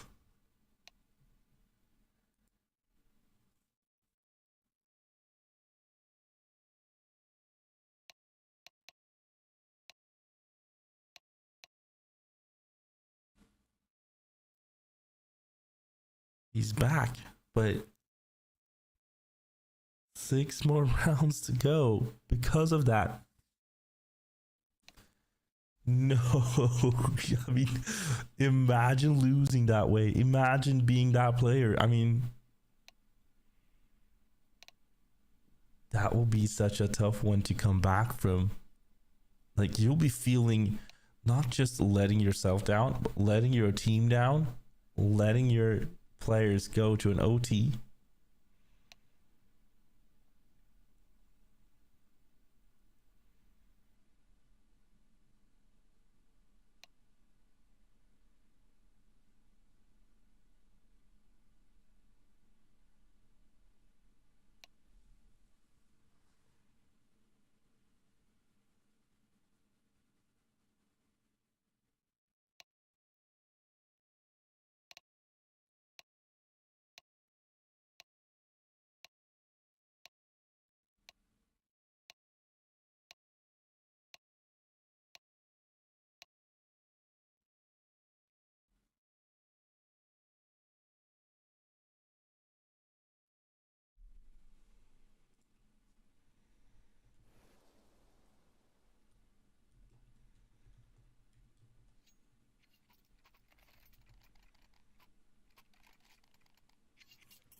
So 6 more rounds to go here.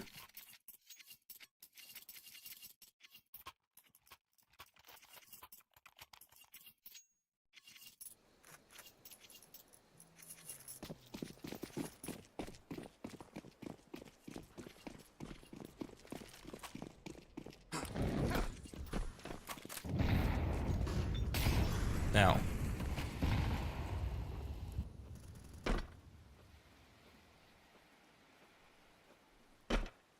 jump spotting, watching the push from the Ivy position, Tema, which the push will arrive from Oscar and Styko. But shouldn't they hear the jump from here? Yeah, they do, probably.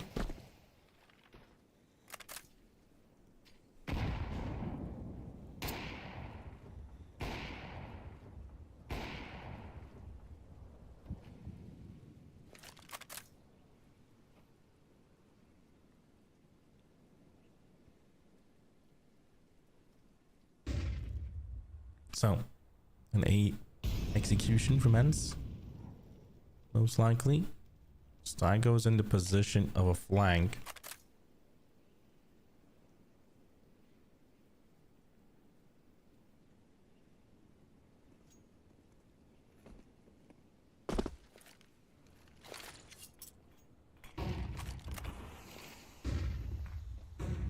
Here comes A side execution coming up here. Psycho comes in with the flank as well. Look.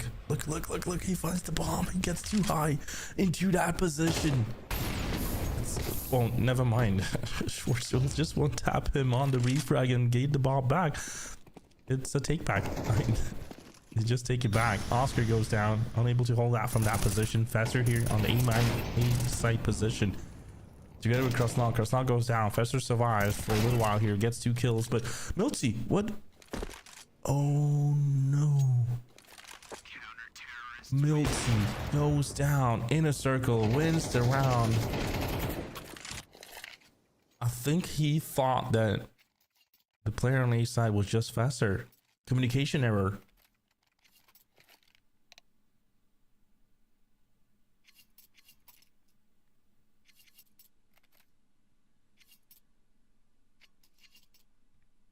Communication error in Ents Academy here.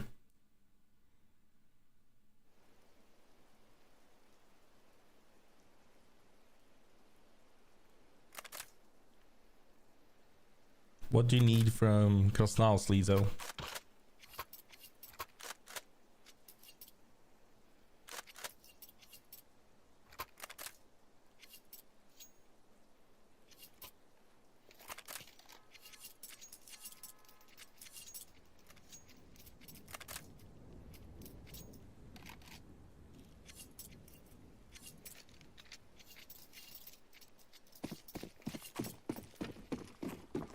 So 13-12. Inner Circle takes the lead now on that CT side.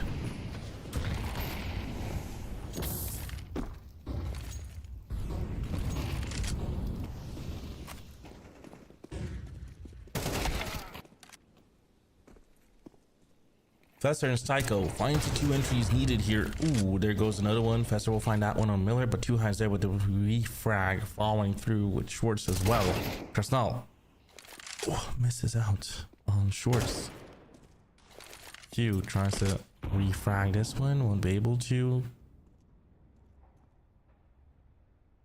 No. 2 high will be gaining control of the B side instead.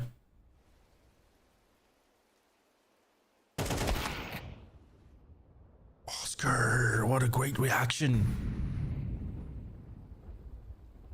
Oscar gets that round win here.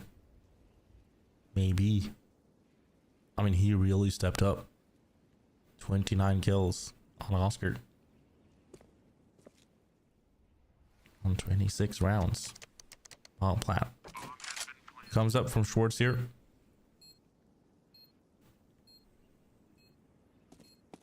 Let's see towards the cameras.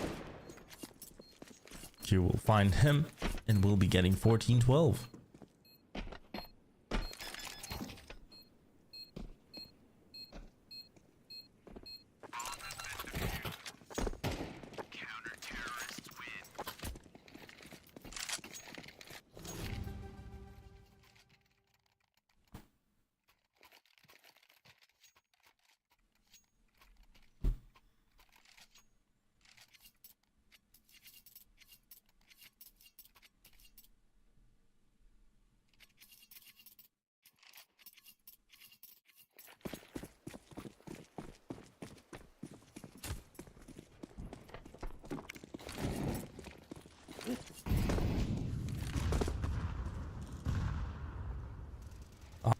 comes down the Ivy position. Miller will find him.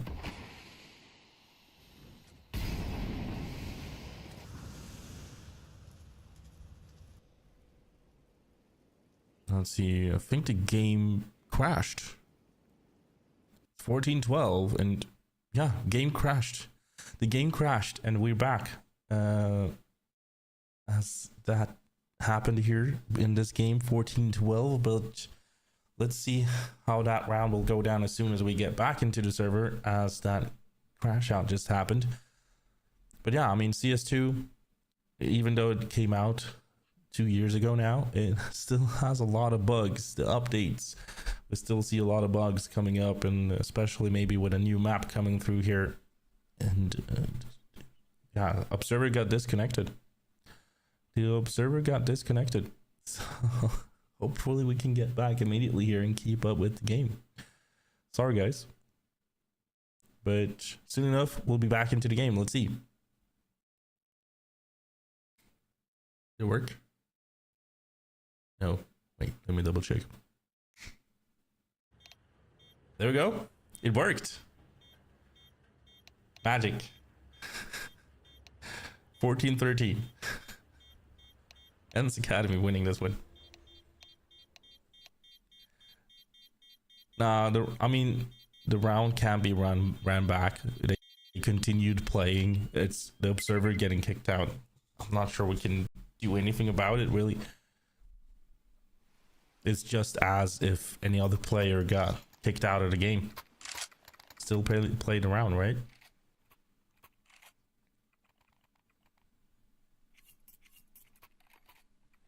Train proving a lot to be very CT sided, but let's see here as we turn the tides. 13-14.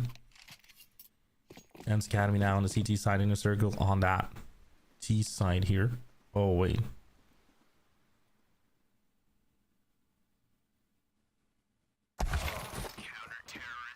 Yeah. Around something happened here. Miller is alone.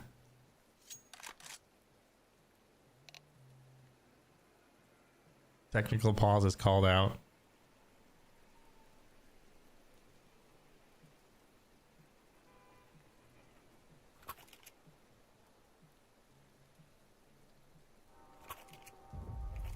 Yeah, the players left the server. They rejoining the server. I think something happened on the server. Nah, that round will be replayed. That round will be replayed, guys. Don't worry about it. Don't worry about it. That won't be 14-14. 14-13 will be the scoreline. But yeah, something going wrong on the server. If you guys do have any questions for me, just pop them off here, as we are just about now just chilling until that is resolved. But yeah, 14-13 is the scoreline here between the two sides. Second map. And we'll be headed into a decider if this is a victory from Inner Circle. But if they do win that one, we'll be definitely I mean, teams will definitely win their own map picks, and it will be a very close game because 13-11 was the final scoreline on Anubis. So see what happens between the two sides here. But later on today, we'll be having Cubix as well versus Adventurers coming up. So see what that will be faded into.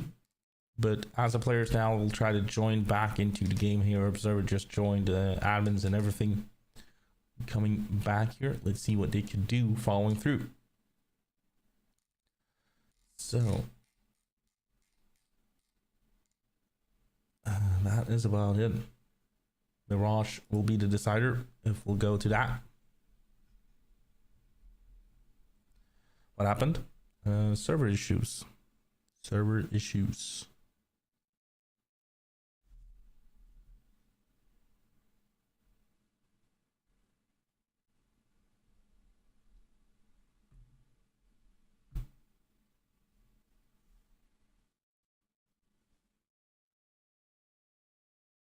So yeah, server issues. and we'll be moving soon into the game here. You guys want to see a trick? No, I'm joking. Never mind. But I mean, there's not a lot more to talk about. 13-11 last game, following through here. It's an OT now, and if Ents wins this one,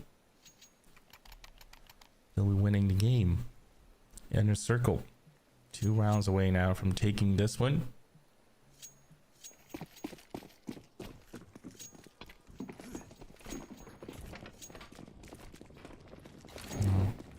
Let's see what they can do here.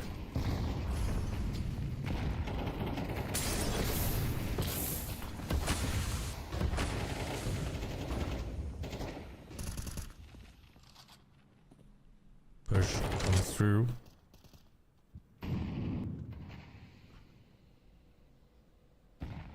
Where's the Ivy position? There's some Ends Academy players. Sorry, in a circle.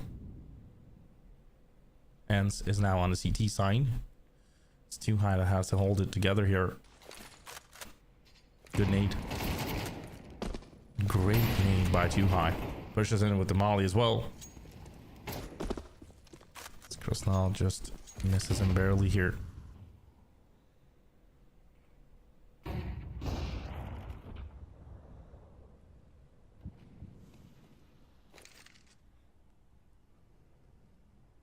Now turning their heads towards the B apartments in a circle. We have Milsey on the first of contacts. Finds the Styko. Q with the opportunity to make a refrag, but let's see here. The players just mollies them away. Heads towards the B round position. Oscar finds Miller here. Inner circle. Keeps it up with Oscar. Gets another one here, but Schwartz tries to retaliate. Makes a trade, and Too High finds Oscar as well. There's Faster though. To get it across the home. 2v2. Faster finds another one. Snell and Faster now knows about Milsey. Map point could come, and it does. Inner circle will make it 15-13. Map point up for Inner circle here.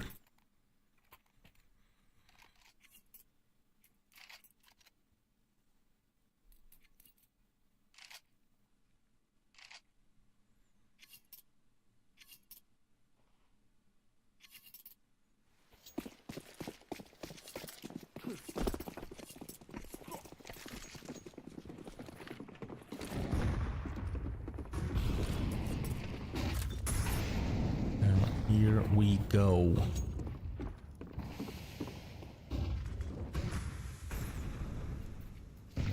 Coming through to this one.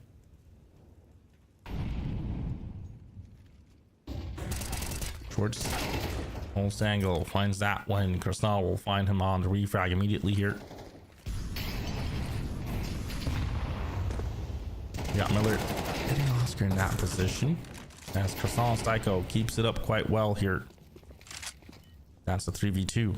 Look, Styko gives away the bomb to try to make the bomb plant towards the B side instead. Connector. Go through connector here. Styko in the E box. Yeah. Miller finds his butt. And this is a 2v2 on the retake here. Faster has done it so well to get across now on that B side. Let's see if they can keep it up here. Now, Faster gets Too High. Miller alone. Survives, but goes down in the end. And that will be it. 16-13 on this one. The OTs will be won by Inner Circle here, and we'll be going into Mirage, which will be the last map between the two sides. And yeah, that will be it for today here from this one, and 10-minute break until we go into the next one. So I'll see you guys then. Take care, everybody, and as always, ciao.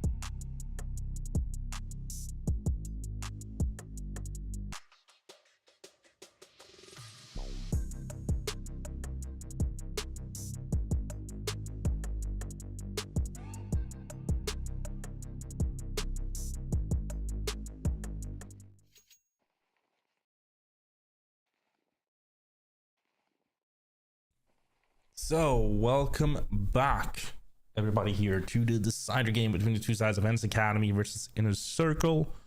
We'll be having a great game between the two sides here, and let's just see how they will do here following through. So, with this one coming on about, here we go. As they come through here, the knives, it's 1v1. It's Miller taking it home for Ents Academy, possibly, most likely picking the CT side between the two sides here. And let's just see how that will go down here as they will be competing against each other. And so yeah, let's see how this will go here. Coming up as that decider game will be coming through here. And it's kind of game. It has been close so far, 13-11 and then 16-14 on an overtime as well. So 16-13 maybe. It was 16-13, 16-14. But yeah, either way, let's head into Mirage here. That will be the last game coming up.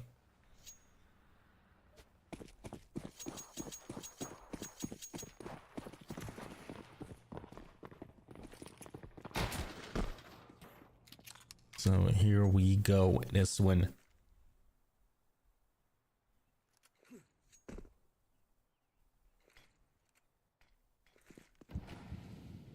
Towards that A site Inner Circle. We'll be doing their executing. Here they come. Pushing through here.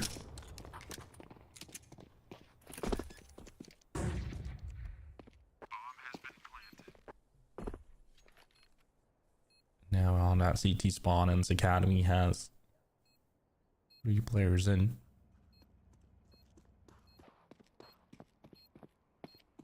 Four players now, with 2 high coming up with the dual Berettas. Close by, Milty finds the first one. Miller was well. The retake could be done well enough here from Ents Academy, as Inner Circle now has to leave that CT position. But look, Styko and Oscar finds 2 until Oscar goes down to Milty. Schwartz will get Styko in the end, and we do have Ents Academy winning 1-0 here. Ents takes that one away.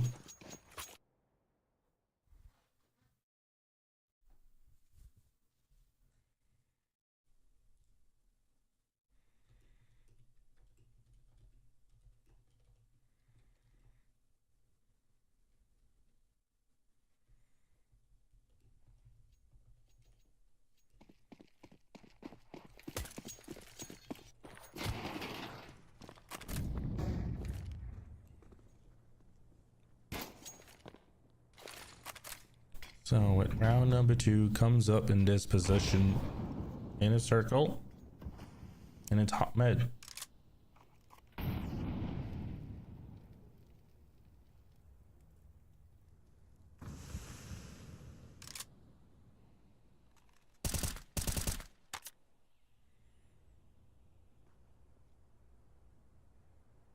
Now as they back away, Oscar will be holding in case of a push. It's a force spy coming up from Inner Circle here, trying to change the course of the game to their favor. But mainly it has been actually Ents Academy losing the pistols, but then winning the force spies. Inner Circle has done that as well, but see if that will be the same here.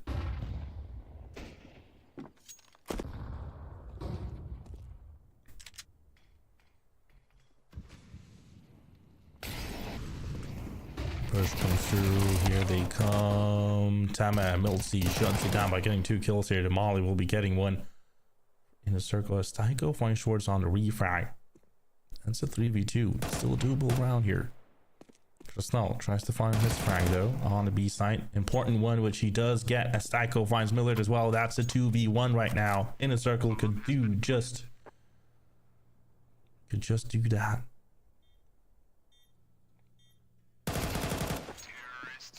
Styko finds 2 high. We have 1-1 on that score line here. That 1-1 comes through. Inner Circle wins the 4th round bye. They've done that a couple of times now.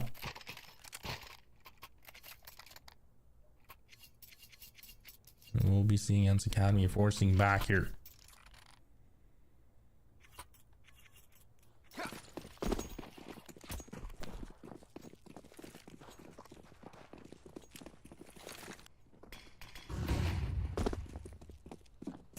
So here they come down towards the mid position. Too high.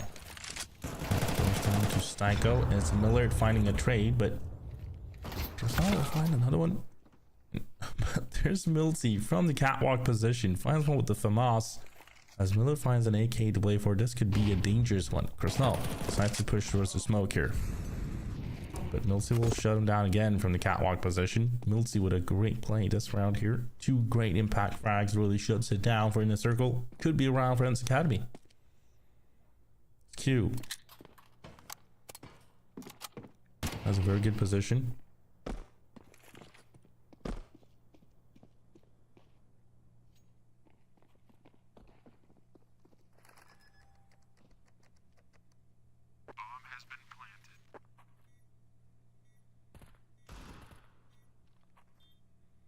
Oscar finds Tema.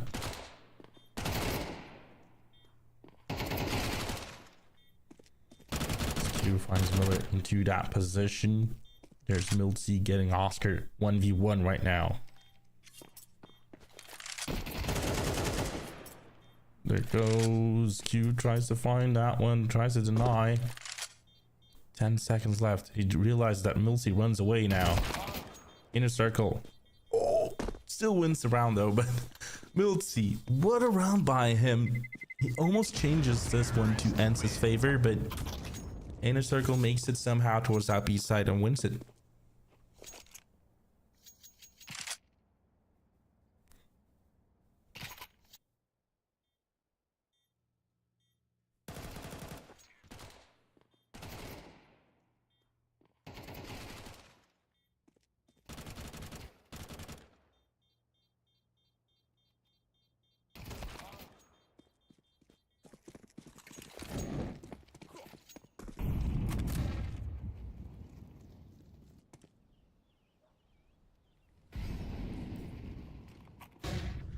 Now, round 4 coming through here.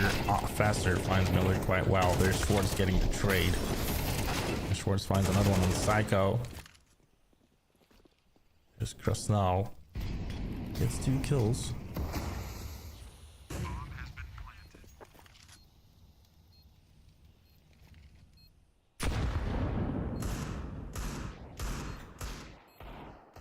As it's a 3v2 situation.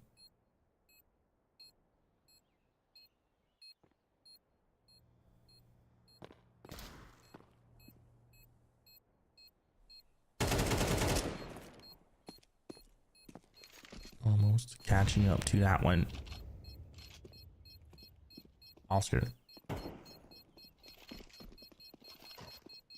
will be backing away to get over his teammates, and will be another round for Inner Circle here. Instead, we'll have a full eco.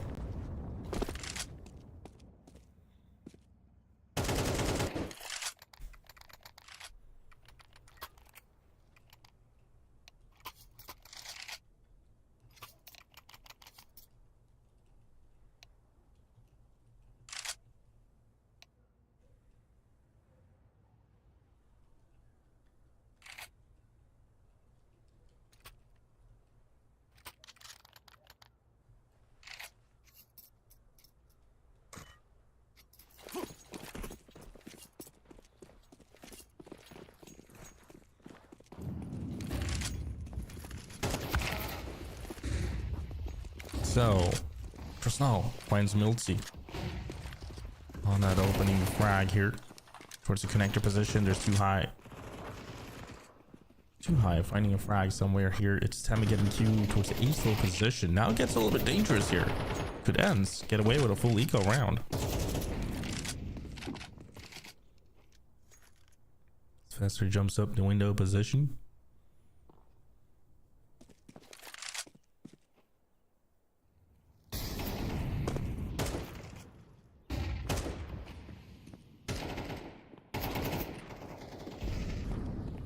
Fester gets too high into that position. There's Miller changing it up here until Oscar gets the trade quite well. Now, Tema goes down to Oscar in the end, and we do see them rolling up towards that B site.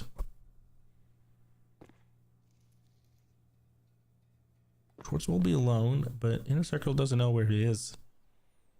As he holds from the sandwich position, it could be a good surprise move, but see what Inner Circle will try to commit and do here. Schwartz hides it from the Tetris. It's a good decision from Inner Circle to go towards that B site.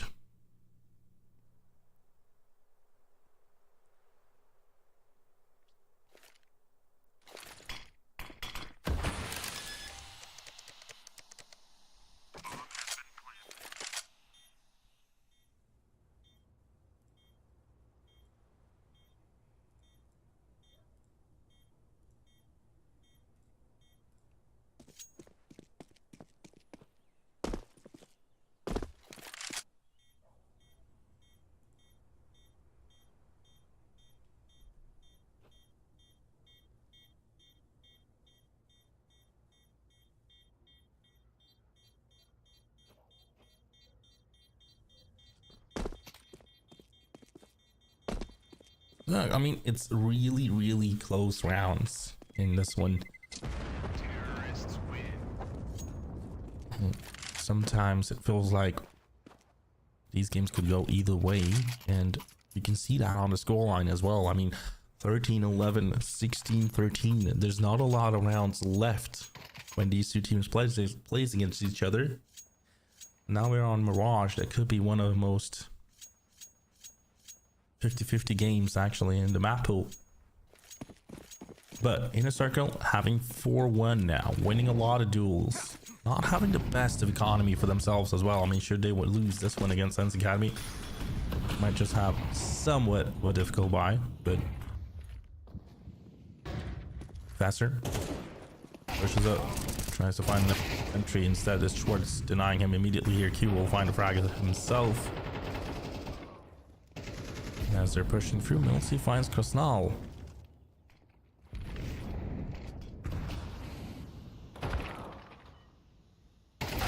It's too high.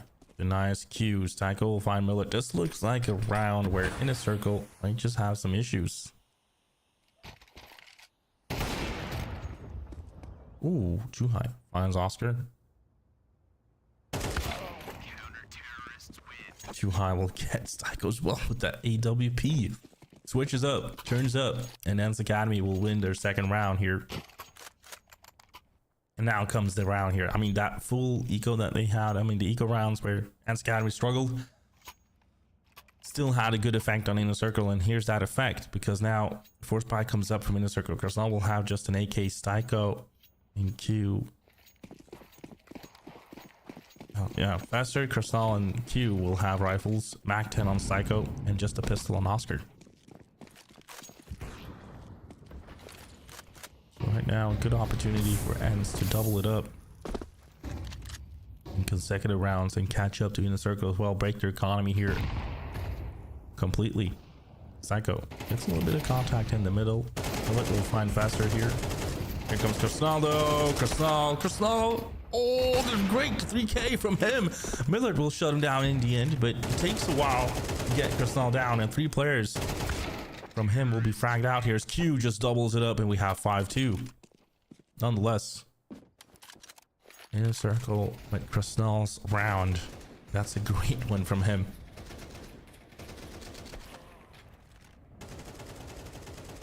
The spray down wasn't perfect on the second player, but then afterwards, you got the player in connector. And we got a tactical from Inner Circle.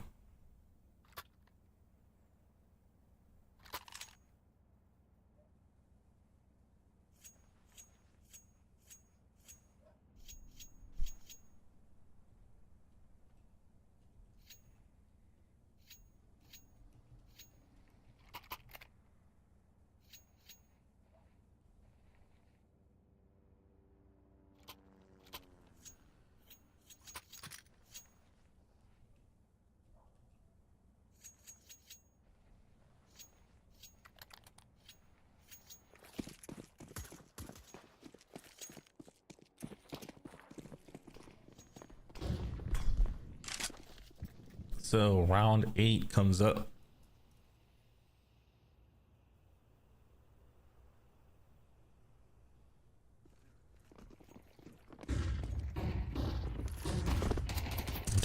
side execution arriving from in the circle here. It's Milty getting the first one. Stacko with a trade immediately. Here comes Fester from the catwalk position as he finds one. Tries to get the window player, but too high plays that one a little bit passively and survives. Schwartz has an opening. Tags Oscar well.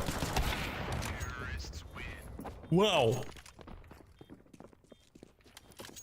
Oscar with a no scope.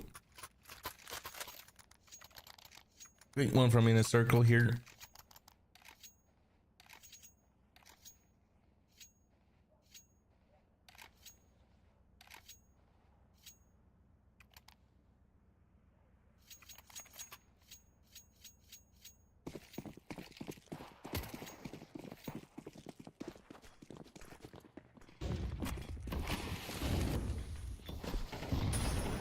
Now here we go.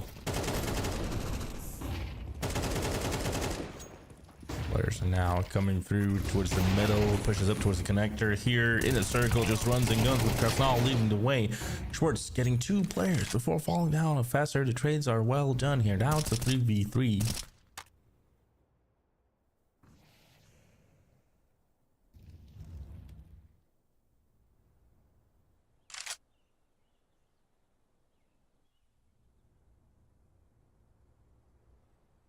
Players now. Milty finds Oscar in the B site. Rotation from the Ends Academy players. Causes Q to try to search out now. Molly on too high. Change position. This is a 3v2 holdout here from the players about now. Faster. Holds the jungle. Q will do the same, but 2 players from Ends Academy now from the CT spawn will come out here. So we have Milty in the catwalk position. Push comes out. Fester finds the first one. Tema will get Q. It's all about Fester now. Denies Milty. And the bomb will actually be a victory for Inner Circle here. And these are the moments where it matters a lot for Ends Academy to take these ones back, but they can't really succeed against Inner Circle. Inner Circle are winning these 50-50 rounds.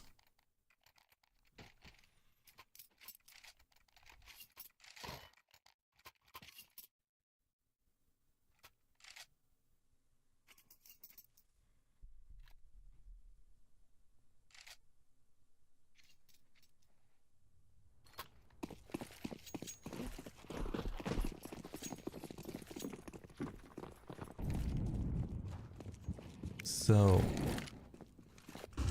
round number 10 coming through here.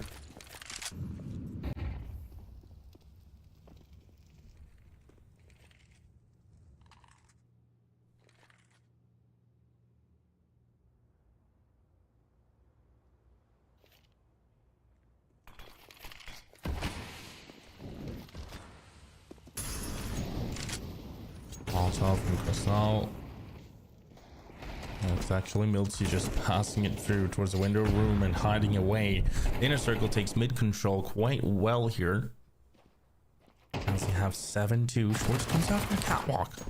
Finds a good moment here. Good timing on him to get faster, but Psycho is there with a quick refrag. And we might just see a B push come up. Krasnal shuts down the rotation maybe.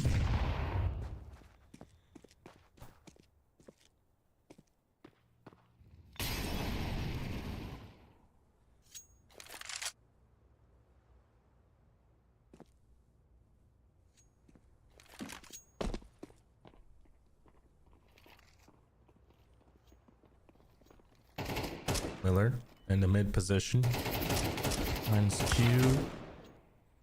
Steichel will get the trade.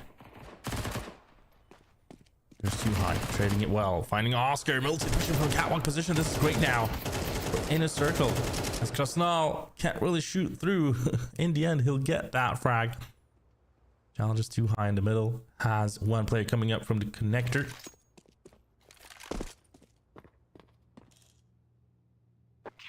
So No time, just max away with the AWP and make the save here. That's good.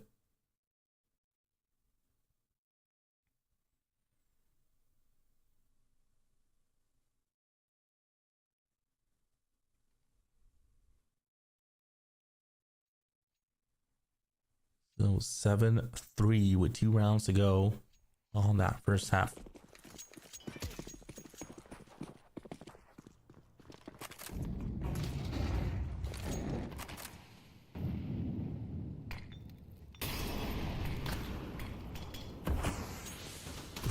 Schwartz gets tagged from the wall. Professor finds him. Was it Oscar? Yeah, Oscar shoot through the wall.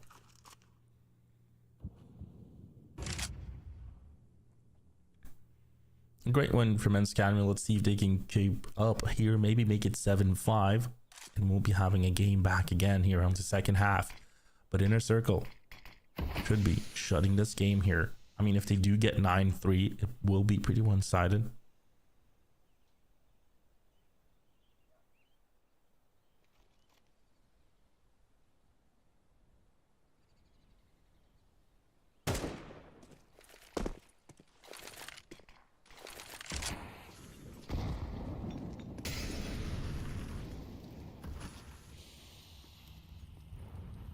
Or say side execution coming up and stacked up. But oh, Personnel finds Milty here. It's too high, missing out on Styko. As Miller is shut down here. It's too high, keeping it together. But in the end, he'll fall on as well to Q.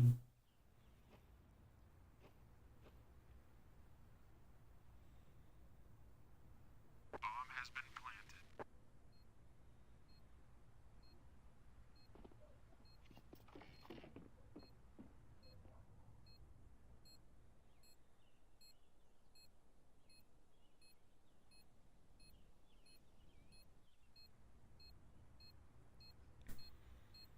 A3 comes through here now, and that will be it. Tema will just go for the save here.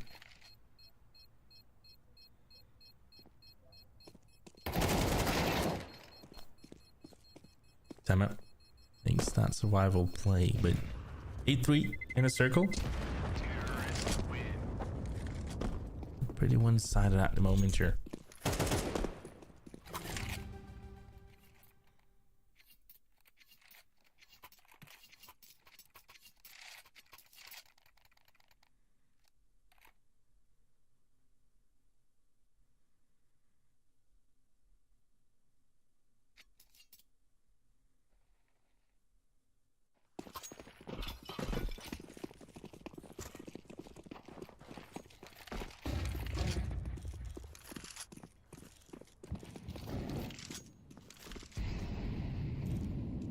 Now, last round on the first half coming up here.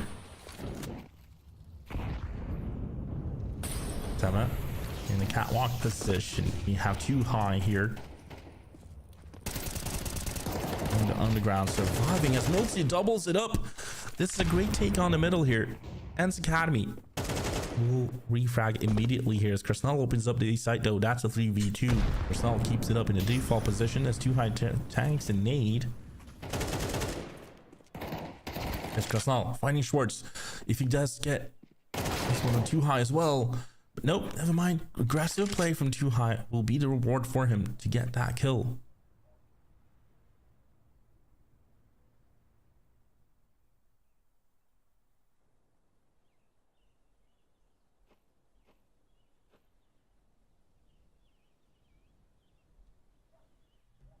Now Q will clear off the palace position. 2v1 situation here. As Milty holds the B site. Too high will just hold the window position here.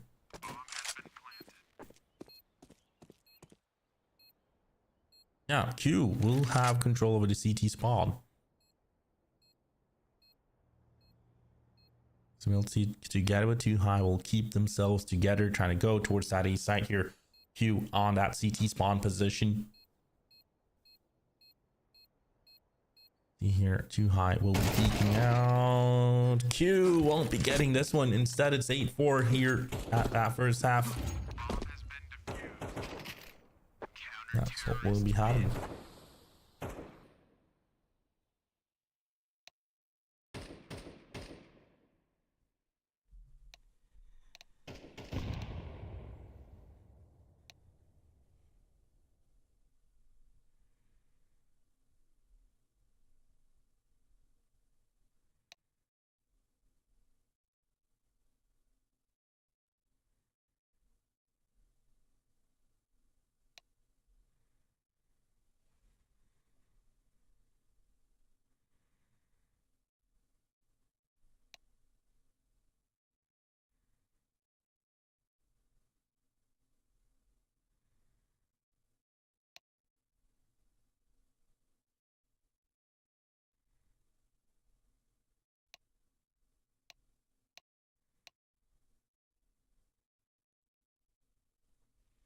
So 8-4 after the first half. Let's see how that second half will do here.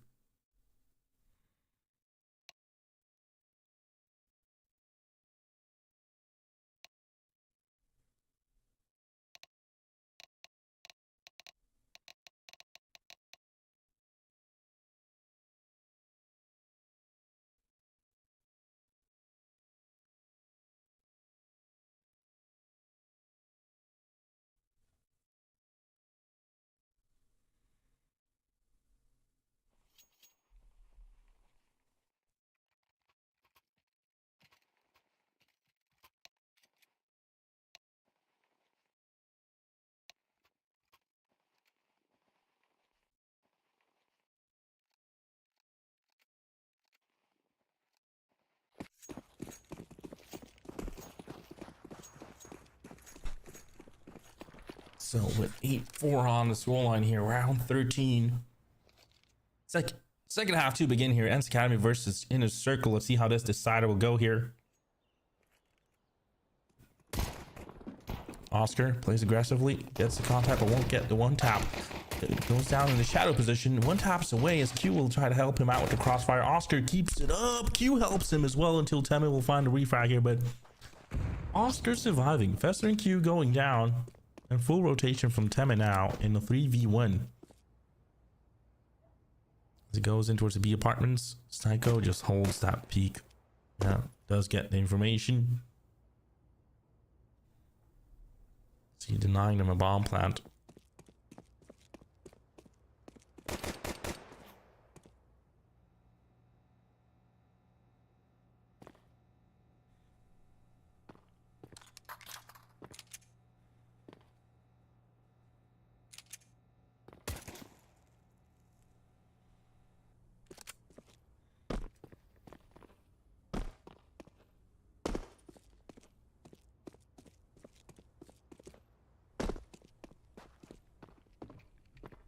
Round 13 comes up here now. Temme just, I think he spotted. That's not in that position. Yeah, he did. That's not with the dualies. We'll gun Temme down here and we'll be having 9-4.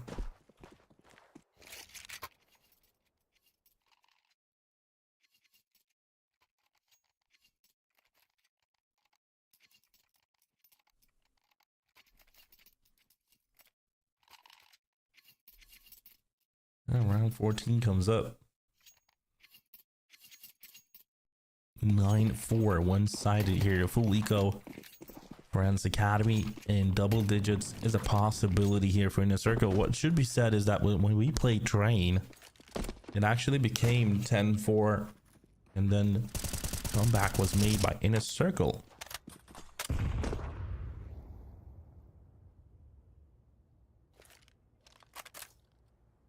And backs away towards the B apartments. Now pushes through towards the B site here. Psycho puts in the smoke and tries to hold on, but some need falls through as well. It kind of just back away now.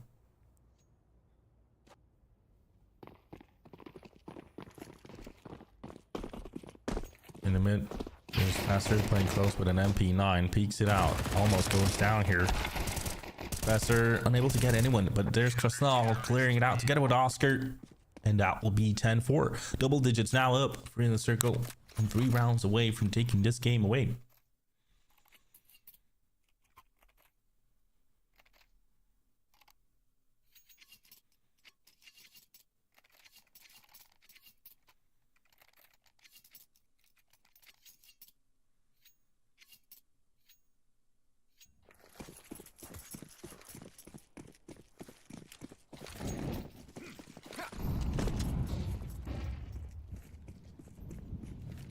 So, Men's Academy on the ace low position. Inner Circle having 2 players now. Up in the shadow position. Too high will find one there. Q survives, finds one. Q gets a second. Survives as Oscar helps him out here. This is great deniability from Inner Circle on the rifle round. But Teme will double it up though, and it creates the one. That's crazy how this round just progresses into every possible way. And look, full rotation done by Teme again. This time, Krasnal already steps in towards the B site. Again, these two, I mean, they met each other on the pistol round. Could do it again. Yeah, Krasnal gets every bit of information here. 1 taps away, and we got 11-4. Broken economy, Friends Academy again. See what this round will do for them.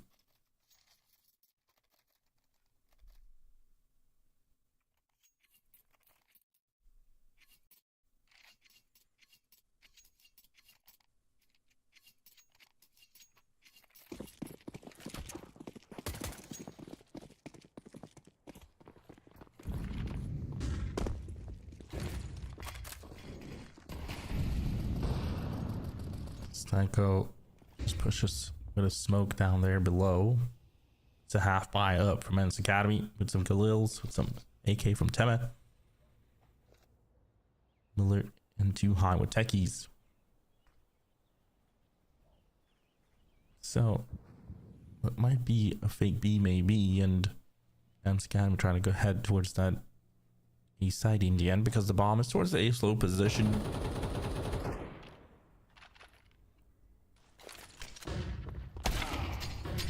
Too High pushes up. Oscar doesn't miss.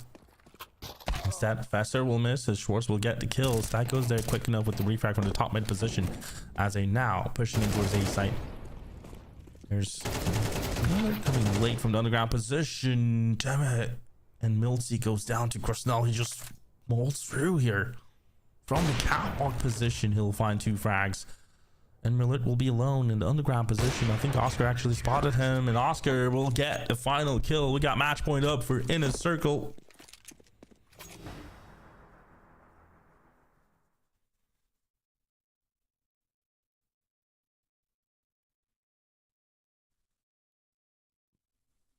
This tournament gives VRS points? No, actually not.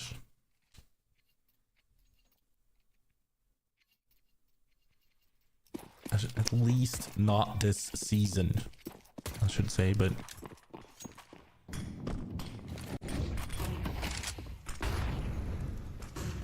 it also gives an opportunity for new teams to come, somewhat grind it up in different ways to survive in the sports economy. But 12-4 comes up. Match point is up for Inner Circle. Miller goes on a slow position.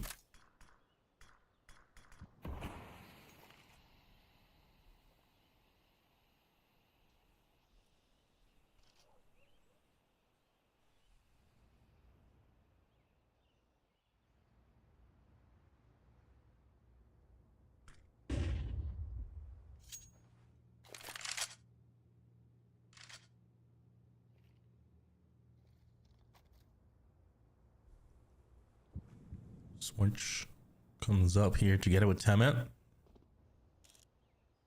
So 4 players from Men's Academy towards the mid positions here. Oscar is so peeked out from his position as Krasnal finds 1, 2. Krasnal is on fire this game as Milty finds Faster. Oscar gets a good tag on Millard. Q will find Schwartz as well. There's Millard one tapping away, but Q has to now hold on to a site here as he finds that one. He can get the last kill as well, but no, Millard will find that one. 1v1 against Styko here, and the 1v1 stories for Ends Academy hasn't been working out here. Could this be the one? Nope, it's not. Styko will get the final kill. And that will be it from this game around here. 13-4 on the scoreline, and pretty much one-sided. Inner Circle will keep on winning and wins this one here. And the second game will be coming up later after this one. Cubix versus Adventures. That will be the one coming through here. I will be thanking for me as my schedule is a little bit crammed up here today. M&J will be coming up and taking this hot seat coming through. But yeah, take care, everybody. Hope you guys enjoyed, and I'll see you guys later. As always, ciao.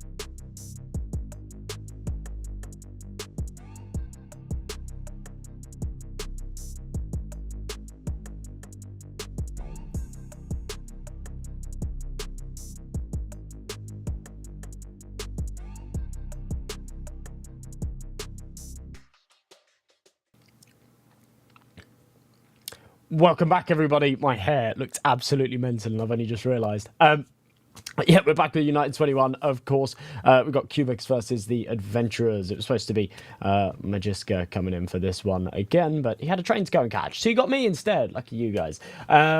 Should be a fairly interesting game. Obviously, the Adventurers guy is that former Drillers core. Quite an exciting team. I'm quite glad that they're sort of sticking it out a little bit as well, and yeah, trying to make sort of something work. You've got a plethora of very talented benched players that are sort of coming together and trying to stay relevant and still actively playing, while looking for an organisation and whatnot. I think that that's always quite important, you know.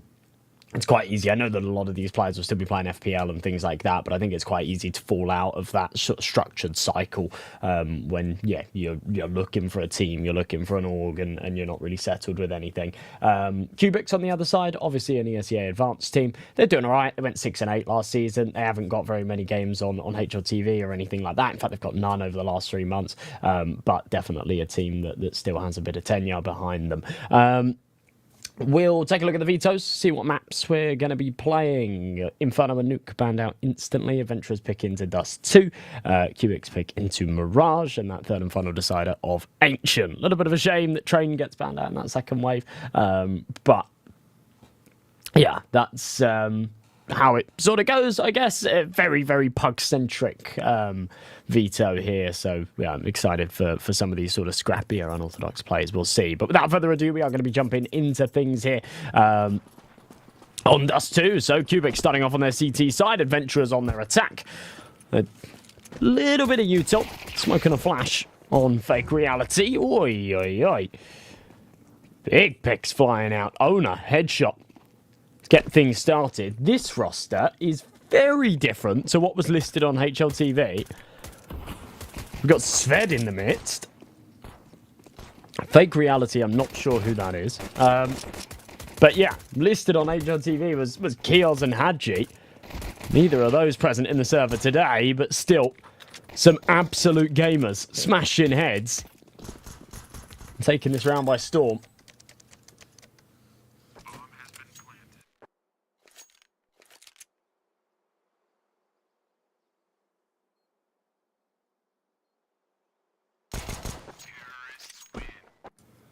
Warren will put that final nail in the coffin. So pretty tidy stuff there for the Adventurers. Getting things off to a flying start there in the pistol. Of course, this is their map pick, so absolutely wanting to just put their foot down as quickly as possible.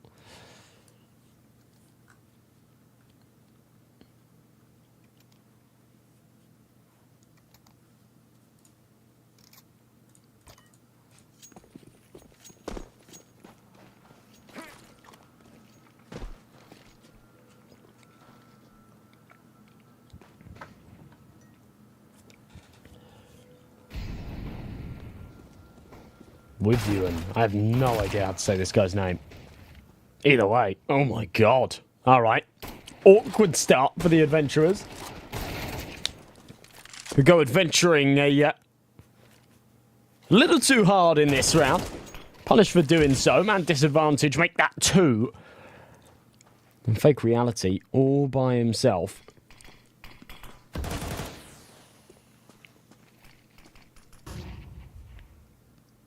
Out of the tunnels. Kaylee on sight. Bouncing between the angles. Hungry for this head. Calling in for the reinforcements, but he'll take it by himself. So no trouble there at all. Cubix tied up at 1 apiece.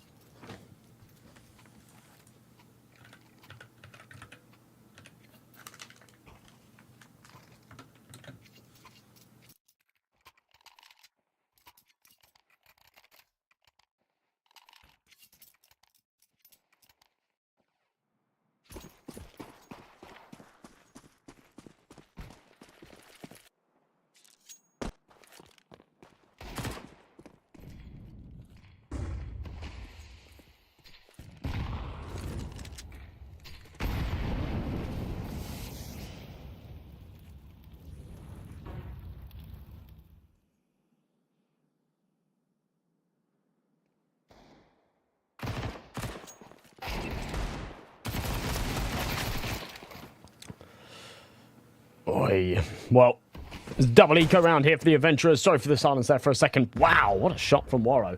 Yeah, having a couple of little technical hiccups.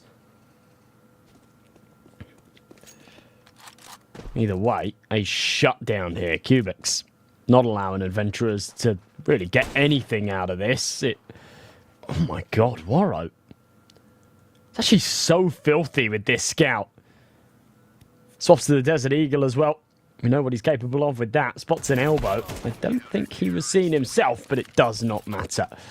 Trippy will come in from mid, and just like that, it's tidy stuff. 2-1, Cubix will take it.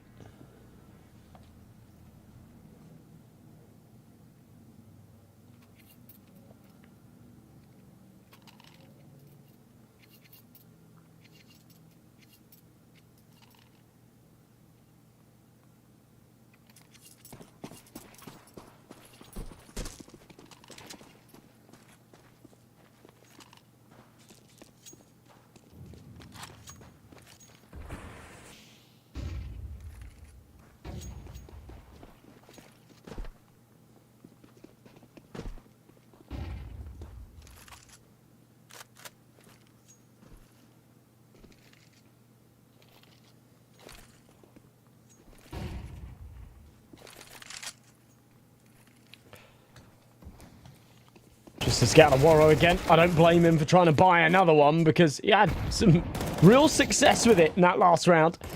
It is just Glocks on everybody else. Wishful thinking to try and get a plant out of this. A firing range here on long. Warrow again does find himself one. He is off to one hell of a start here. 6-3.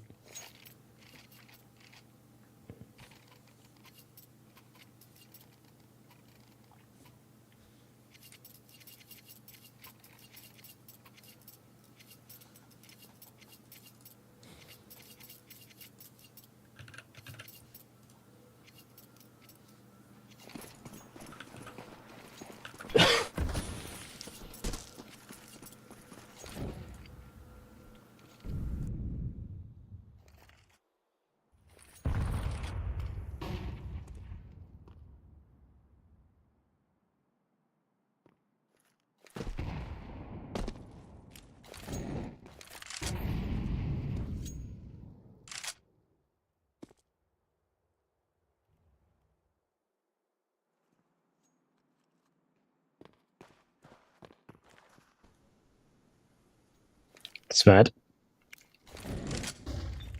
He's on just on the other side of it. Out, but we don't know that that's the case.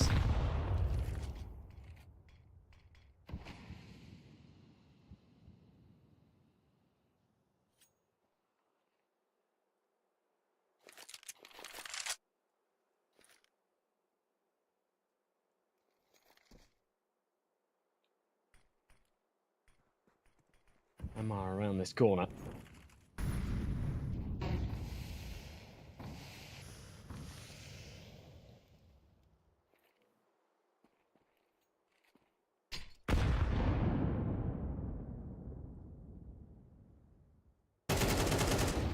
Round, sees the head, rattles away, can't seem to connect it, but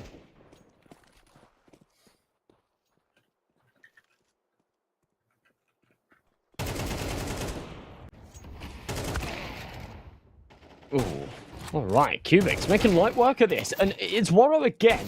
I can't help but feel, I mean, it seems crazy to criticize him right now because he's the only one putting up numbers, but going for the scout buy in the last 3 rounds then means that in the proper investment round where his teammates have got AKs, he's once again down to this scout. It's really awkward.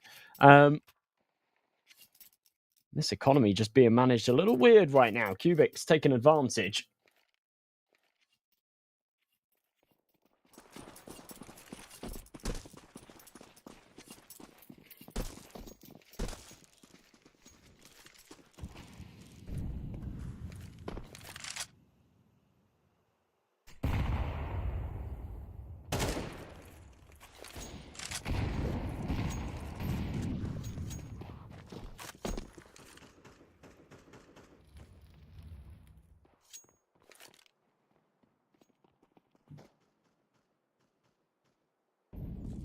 Amar swings out wide. Nice headshot.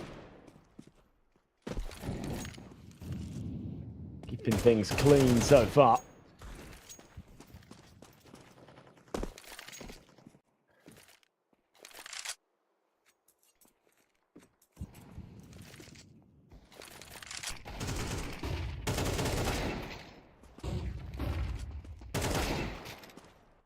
Ooh, not for too long though. They might actually end up losing this round. I'm going to retake this B site. Always awkward through the smoke view. Pants down, reloading the AWP. Warro's found his head with the Deagle. Now they can upgrade into some big guns. And this gets scary. Warro following up with that sniper. Felt like a sealed deal for KUBIX in this one, but somehow, some way, they let it slip. The problem is, they still need to recover this bomb and go and plant it. This is where Amar perhaps has a bit of leverage, but no.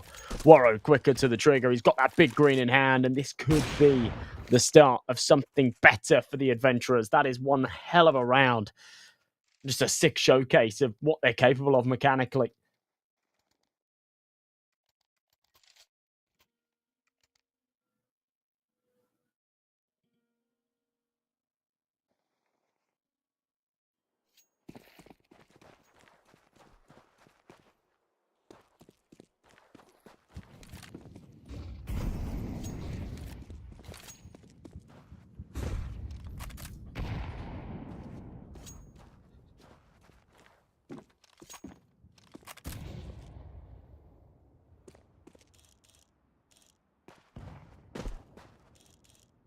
Warro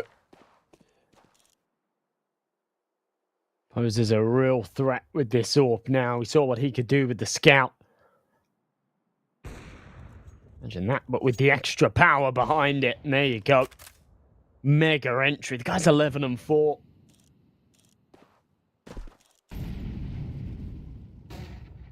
He's just looked brilliant in the opening stages here at Dust 2. Arm spotted. View will connect it. Follows up with the second onto Warro. Eventually there's a trade, but 2 for 1. Not too shabby out of KUBIX. Put it back to evens.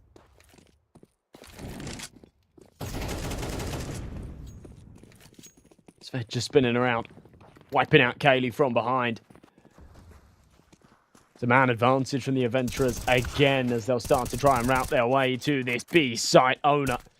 Holds the fort for a couple of seconds longer. Trippy almost makes that work, but yeah, bites off a little more than he can chew on that peak. Sved's there for the trade, and it's another decent round out of the adventurers.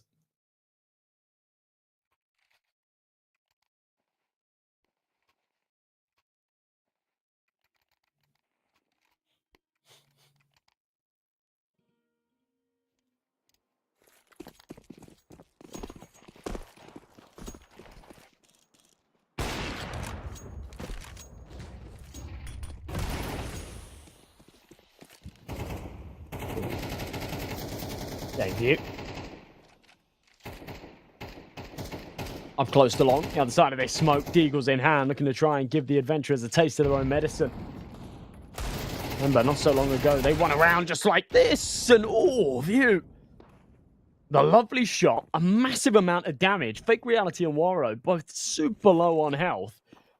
Somewhat negated by the fact that Warro's got an AWP, but he's still 3 HP. And with that shot, we can now have a conversation about this round. AK retrieved. Not quite connecting for another, but Owner now on half health. A 3v3. Lack of Kevlar here on the CT side. Still a bit of a problem, but essentially, one bullet on each of these players for a Desert Eagle, and that'd get it done.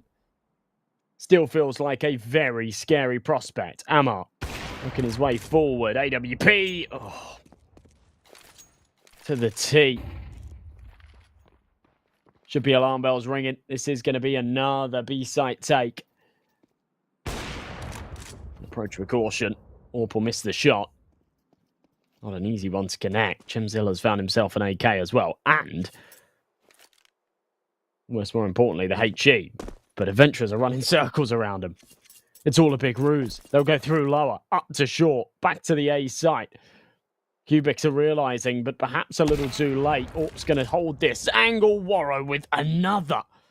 He's been on 3 HP this entire round. And still, no signs of weakness. Gemzilla at least will put him out of his misery, but still 2 more to find. Okay, there's the first. Reasonable info on the second as well, that he's got to still be somewhere towards the excitement. In the meantime, he could have crossed along, but Gemzilla just a little too crisp. Will make it work. Cubix do, in fact, give adventurers a taste of their own medicine. Pull it off with just the pistols. Counter-terrorists win.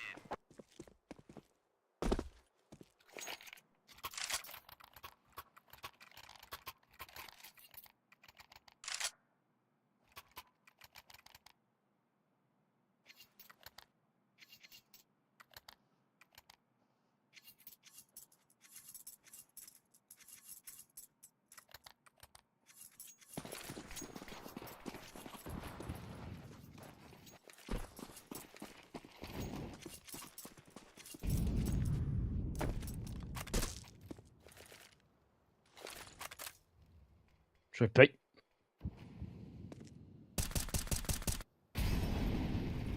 Smoke spams away. Bit of money here for the adventurers, but they're not rolling in cash.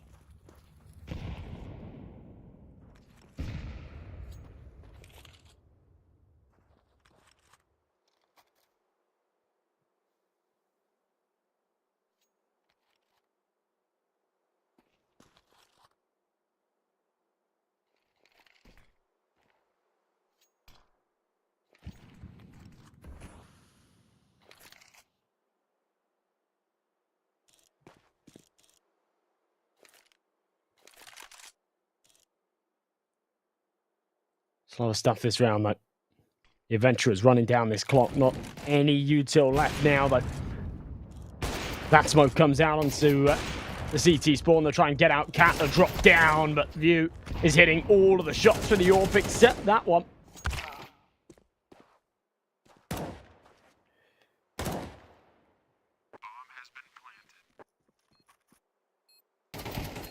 Picking them apart. All right. Tapping. Big headshot there from Owner. Makes it a second as well. 0 chance for Amar. Just a very disjointed retake there from Cubix, to be honest.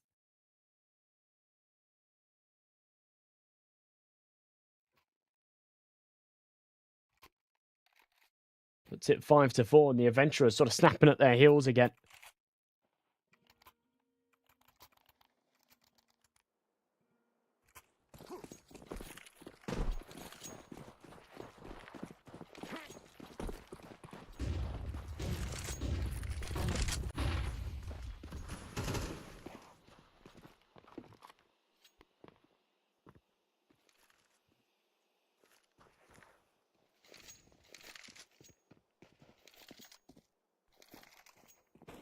So just around this corner. Taking the long control. Not really been contested at all. Oh, nice shot out of Warrow. Again. 15-6. No one is touching this man. No one even coming close.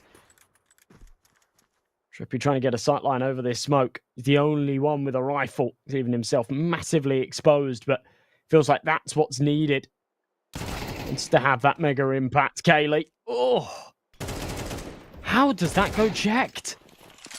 The AK just carving through this A-bomb site. Trippy trades for 1, but of course that Hero M4 needs more than just the single.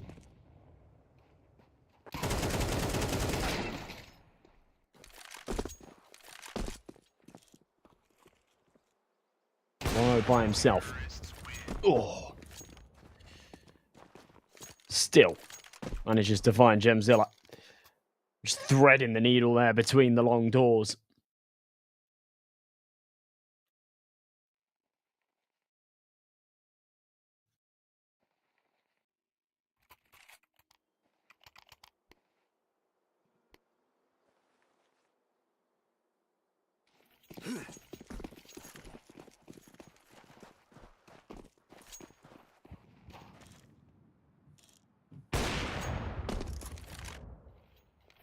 Nice shot, Warrow. Oh my god. This is actually just ridiculous. Just completely smurfing right now. He's about to hit 20 kills at the halfway point, and somehow that still isn't meriting them a win just yet. I mean, it should take them a 6th round here.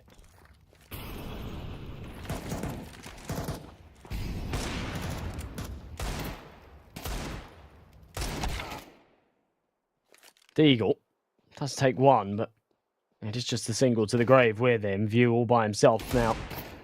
Left alone. Spots ahead. Ooh, it's a nice shot. Sort of chipping away. I mean, the finances won't make any difference at this point. Final round of the half. Adventurers will have more than enough, but... Or is still cheating? I don't know about that. I don't know about that. He's cracked, though, isn't he? He is something special. We've seen the Adventurers in a couple of the last iterations of EPL and United21. They've been rocking up, giving us some good performances against some good teams. They're miles behind in terms of like VRS ranking and things like that, but this guy's a joke when he plays on LAN. Maybe I explore the stats a little bit more.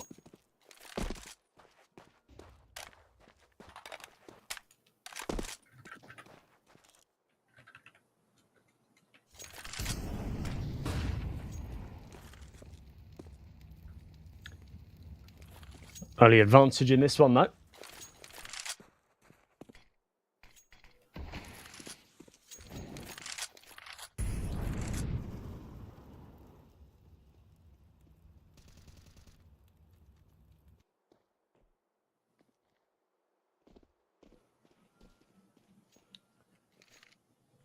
"55 seconds left again. Adventurers have been no strangers to running down this timer.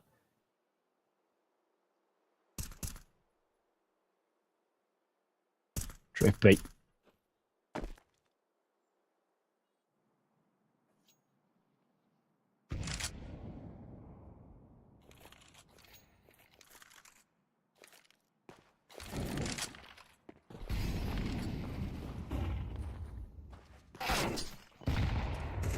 Oh, nice shot. It's just such a perfect setup here. Cubix had all the information. They got aggressive there on A, confirmed that no one was home, and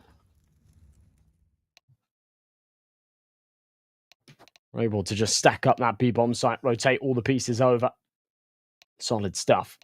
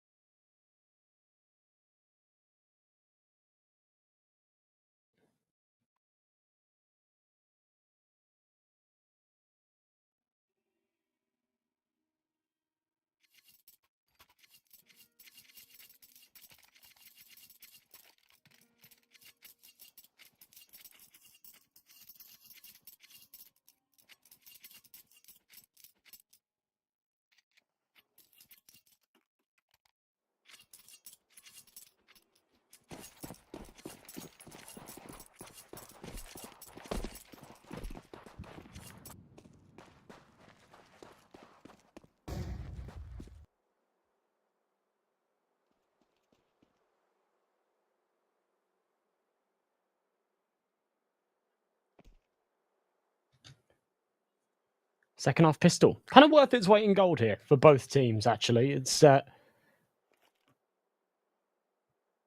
important time to put your foot down and try and get something rolling here. Cubix had such an advantage in that first half. They were playing fantastic CS. They pulled away by quite a few rounds. It felt like this was their map for the taking. Now, it's of course come into question. Is Warrow going to be able to have as much of an impact on the CT half, though? We won't be able to control and dictate that pace. If they can identify where he is and just go elsewhere, he'll constantly find himself at that disadvantage playing for the retake. He's on 20 kills right now. His impact cannot be understated. And again, the exact scenario that I've just painted the picture of. It's a 1v4 retaking B site. It's just impossible. It's today. So 7-6, Cubix. They'll take the reins. They'll take the reins. Adventurers on their CT side. It doesn't surprise me they go for a force buy here, but I'm just not always a big fan of these second round CT forces, I mean. I would say boo woo. What? This guy's trolling. DPG.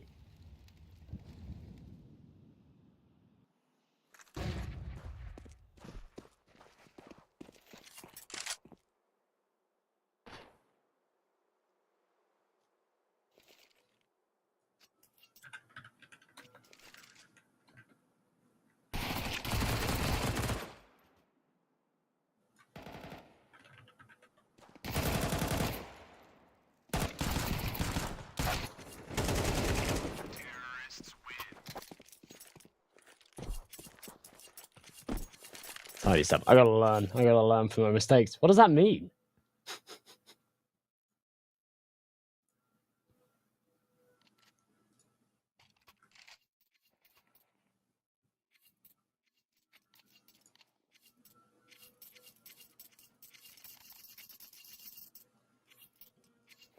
Anybody? No. Ah.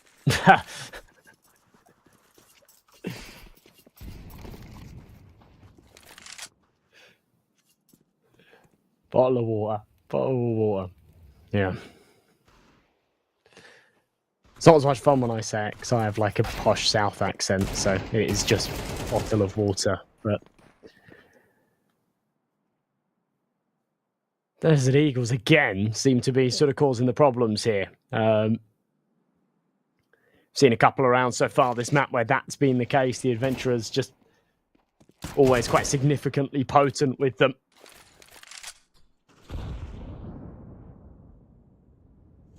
Seems to be a recovery in this one, though. Yeah, it depends on the region. Yeah. If you're from up north, then yeah, you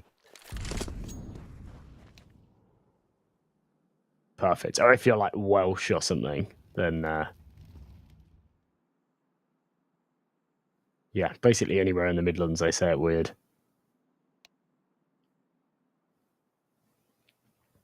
This feels very winnable for Cubix, though.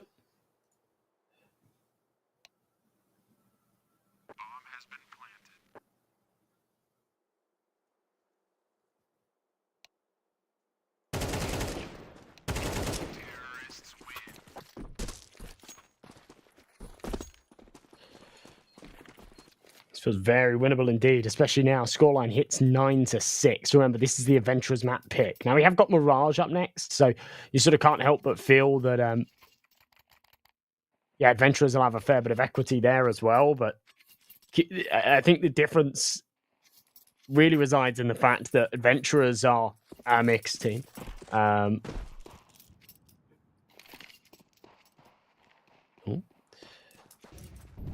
They're playing with a different roster as to what's displayed on HLTV. They're playing with a fairly different roster to...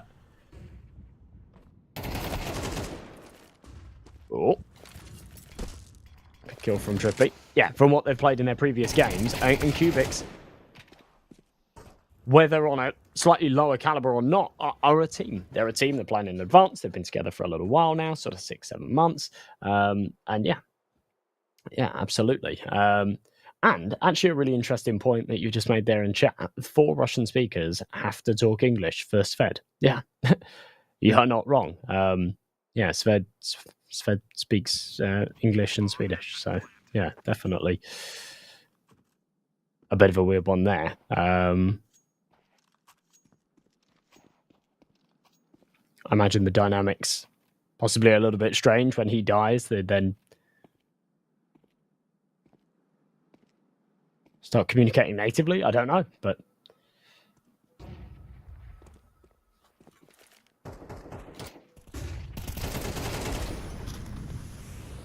oh, that is actually beautiful. Really well played out of Cubix. didn't really matter. Round was already wrapped up, but yeah, just making sure that nobody from the adventurers escapes. Putting a lid on that economy. Pushing them right down to what has to just be a low buy here at the absolute max. And even then, I mean, they got max loss bonus, so Fake Reality can go down to that $900 mark, but he's playing with fire a little bit.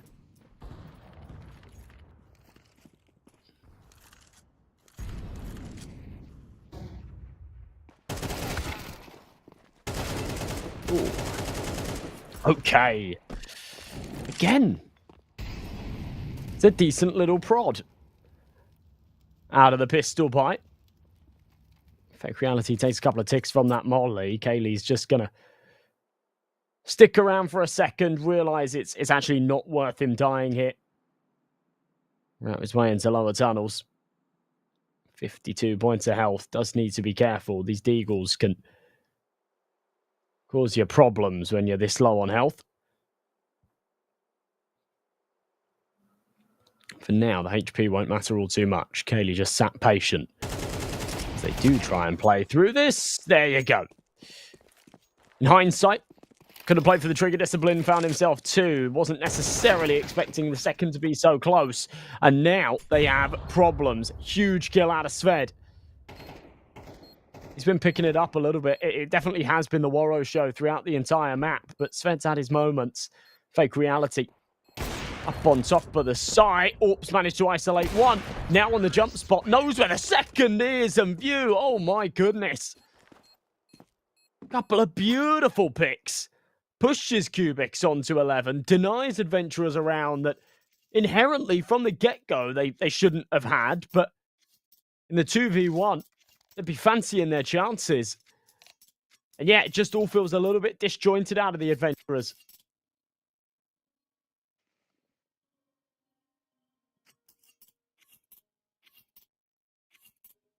Playing together, very individualistic.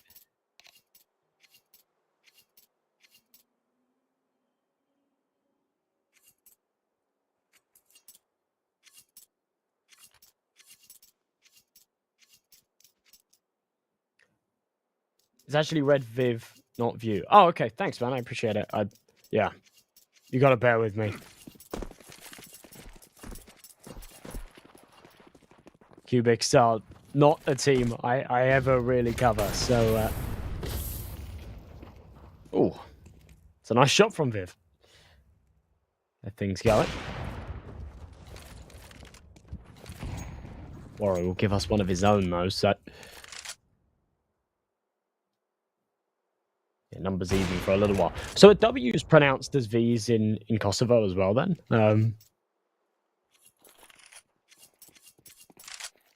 I know that that's quite like a Slavic thing, but...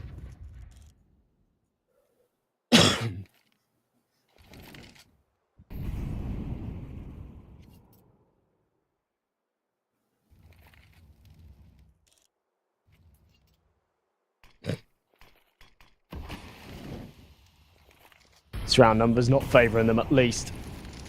For now, second sniper in play as well. Sved rocks it. We have seen him. Oh, what? Where does that come from, Kaylee? That is absolutely gross. And Fake Reality's made noise as well. He tees it up. Possible for Trippy. Very bold to just wide swing the left side instead of playing the head angle. Jesus. All right. That one comes a little close for comfort. Adventurers will get it over the line, but yeah, wiping sweat off their foreheads. It'll be weight off their shoulders that they get it done. Not too confidence inspiring, though. Albanian language, you don't have the letter W. Just use V instead. Oh, right, okay.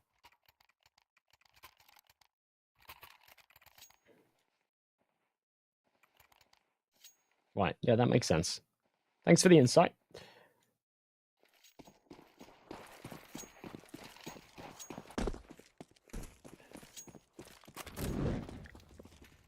All right, well, this one, to me, still feels chalked. I think Cubix have generally just looked better. even with Waro slowing down a little bit on this CT side, which I really did expect. It's easy for him to carry, to dictate that pace on the T side as he was, but now on the defensive half, it doesn't feel like he has that much leverage. He still had an incredible game, but yeah, with no one else to sort of step up and fill his shoes, does make things tricky. Still, he's fighting, trying to hold on. Finds the refrag. Viv gone.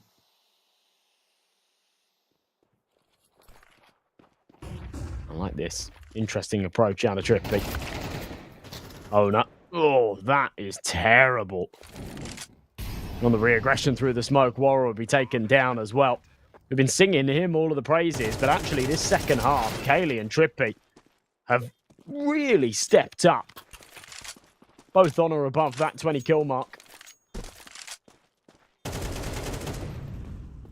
Owner is asked today. I can't help but feel, right? I mean, he's missed a lot of key moments, but right there, it was just so slow, right? I guess with the CT smoke, he's a little bit worried about, you know, that mid to B pincer, and he's sort of bouncing between the two a little bit. But yeah, geez, that was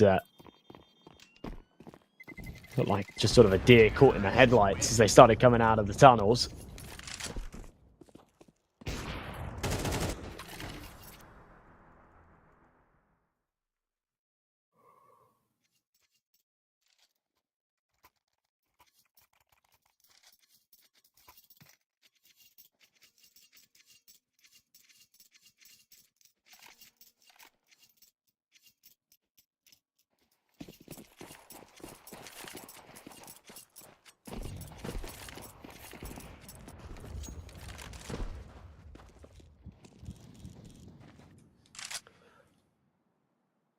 Okay.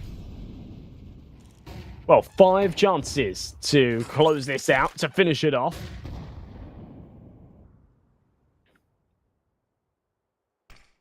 I'd be happy to take any one of them. But getting it done here without complication is definitely the goal. Waro makes that a little complicated. It's a nice early pick. Kaylee, at least we'll find one back. Owner down. Sved just behind this door. He's the one contingency in this CT buy with only the FAMAS, but won't cause him any problems for now. Wipes out an AK. We'll have an opportunity to upgrade in just a moment, but they do need to worry about Kaylee. He's all the way up short. Waro's not in a position to fight it. Even with that, or so consistently getting aggressive, taking liberties here on this CT side. Does have to bite the bullet. Just dial it back a tad. The 4v2. It'll be a tricky one to hold on to, but not if Kaylee's hitting shots like that. Has to pull off the ace clutch to get this over the line. Plays out in the open. Lightning fast on the first. The trade is there. A valiant attempt out of Kaylee, who now actually outshines Waro, surprisingly. 25 and 11. And a lights out performance.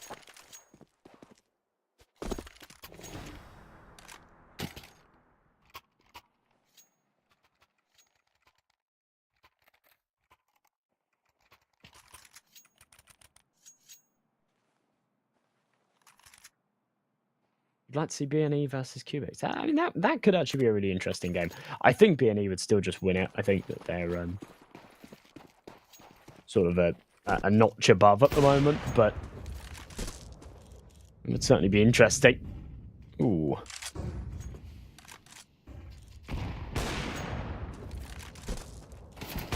Okay, Waro. Okay, Waro. Almost connects through the smoke as well. That could have been filth.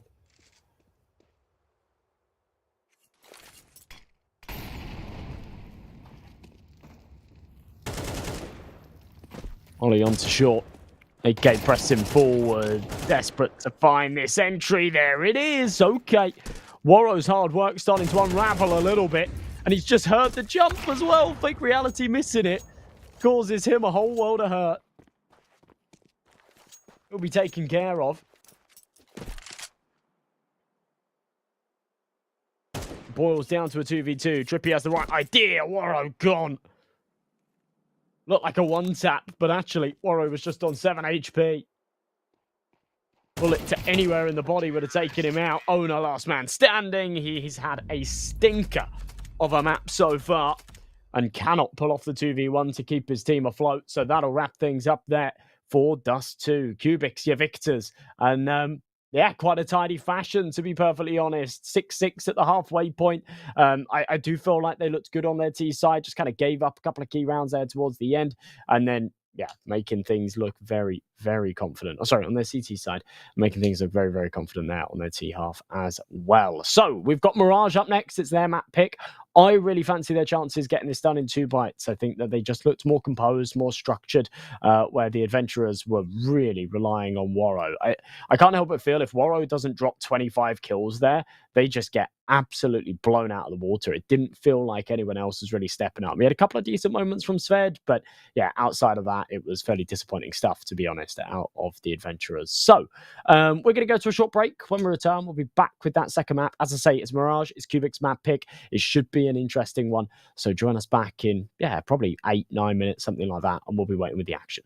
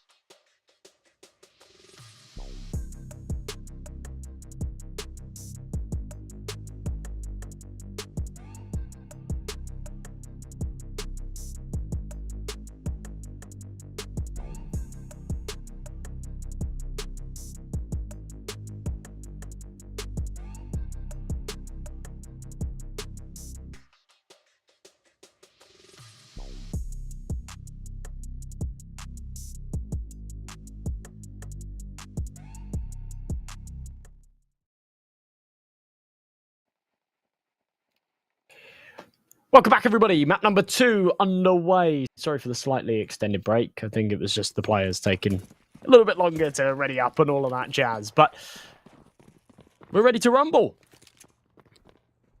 Adventurers starting things off on their CT side. On the attack, it's Cubix. And, well, almost an understatement. They are absolutely on the attack. They're a map up. They won their opponent's pick.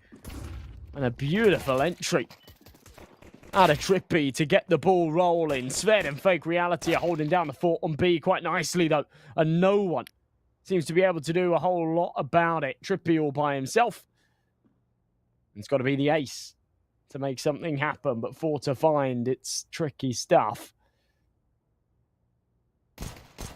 He's got to try and trip him up. First headshot found. Decent idea that there's one in the apartments as well. There's actually 2. You might not expect that, but it doesn't matter. Sved's there to return the favour. It's him and Fake Reality getting all 5 between them. A 3 and a 2. They hold down that B site perfectly. No stress. As clean as it comes.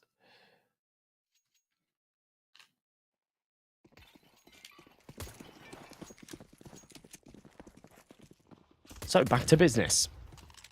Interesting force buy here, to be honest, out of Cubix. You don't normally see it with no bomb plant in the pistol and only 2 kills. It does feel a little audacious to go for the buy, but I mean, the finances will predominantly be spread amongst 2 players on the CTs. Perhaps recognising that they will be against a decent chunk of MP9s. They have a crack at it. So far, not so good. Galil. The only weapon that could have really had an impact. Caught off guard by the CT player. So, it's another round that sort of falls flat on its face. Counter-terrorists win.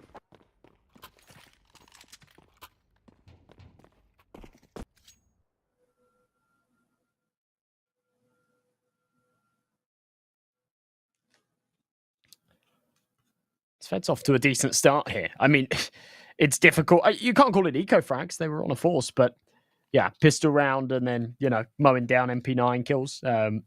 Does feel a little bit different. See how he sort of fares going into the rifle rounds, but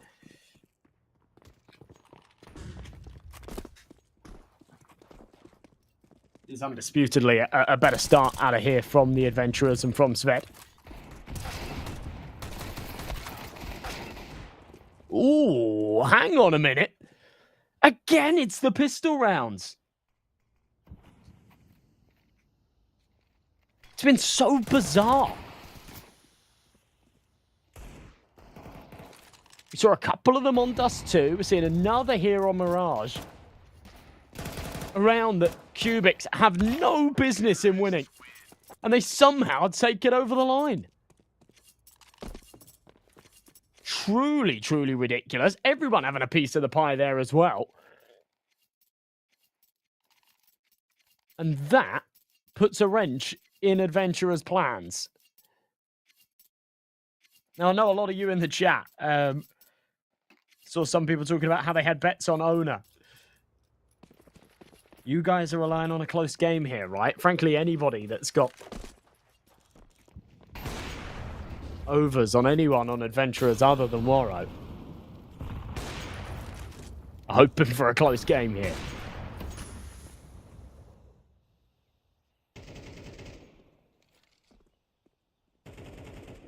You need triple OT? Yeah. I feel that. I don't need triple OT. My voice will be shot. I was hoping to stream the Wildcard game later.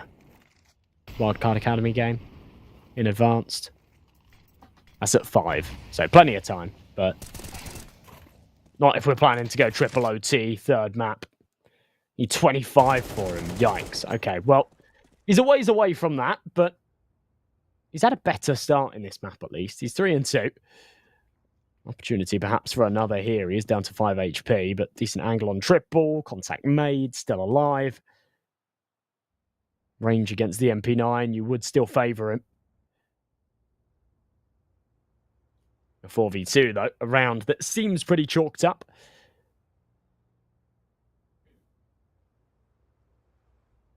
He's got half the kills he had last map already. Yeah, he does. He does. Something like that. I think he ended on 7 last time, didn't he? So, yeah.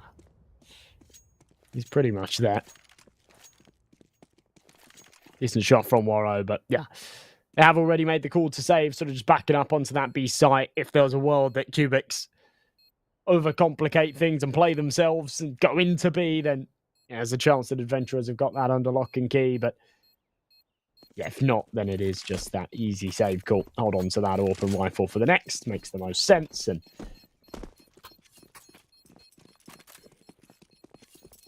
good stuff.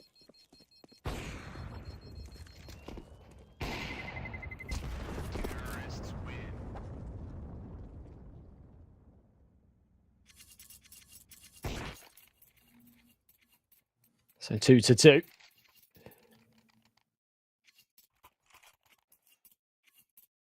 Cubix not letting this one get out of hand. When they lost the pistol, and then they went for the force in the follow-up, and then they lost that, I thought, oh man. Could be some problems here, but yeah, he got smoked last map. He got smoked. Seems like there's a breath of fresh air in him in this one, though. At least for now. It's early doors. We'll see.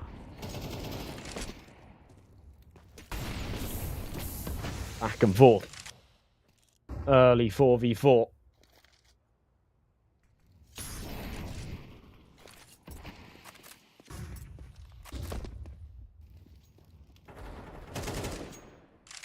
Waro. Still with that AWP in hand. Oh, he's been dinked. Oh, it doesn't do a whole lot of damage, though. He does him for 9, so he's still alive and kicking. He's still chilling. Owner boosted up top. Oh, no, that timing is brutal. Waro's got it all on his shoulders. The weight of the world coming crashing down on him. HG will take a big chunk out of his health. Does manage to land the no-scope, but blinded. Just panicked out into the open. Nothing he could do there. Shot to the back of the skull. So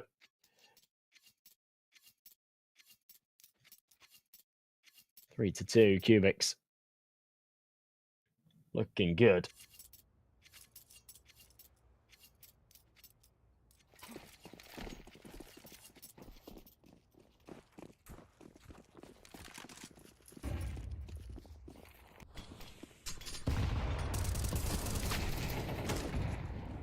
Ooh, owner. 1 for 1, but that is impressive. Gemzilla back the other way.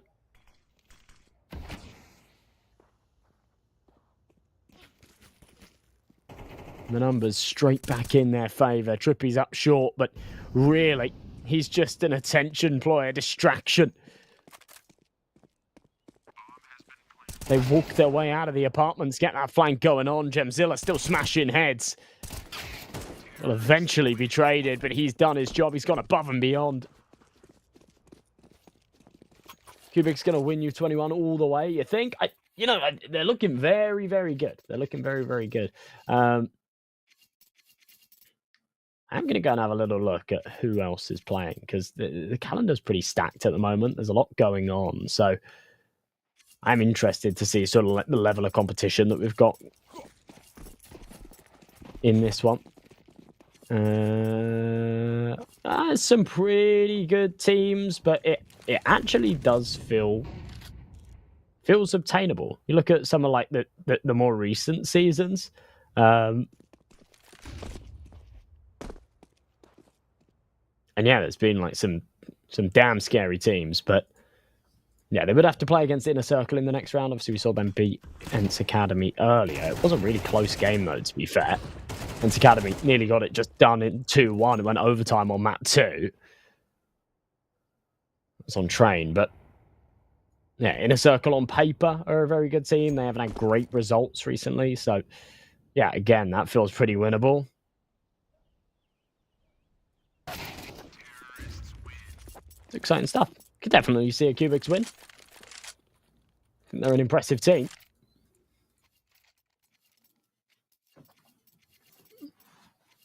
Right now, they're making light work of the Adventurers again, even after a bit of a slow start here on Mirage.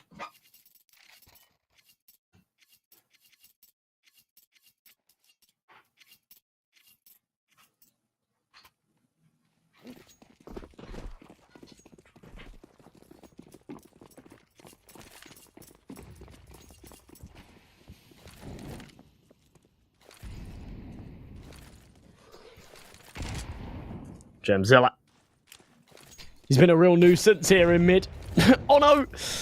Bad nade. Bad nade. Gives up his position. Does a bit of damage onto himself as well, but somehow still holding on with the rifle. The molly comes at the right moment. My God. Fake reality. How the hell does he get away with that?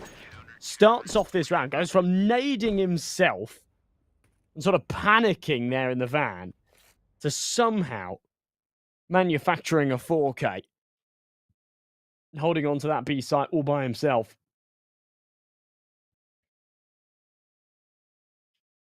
Alone and fighting.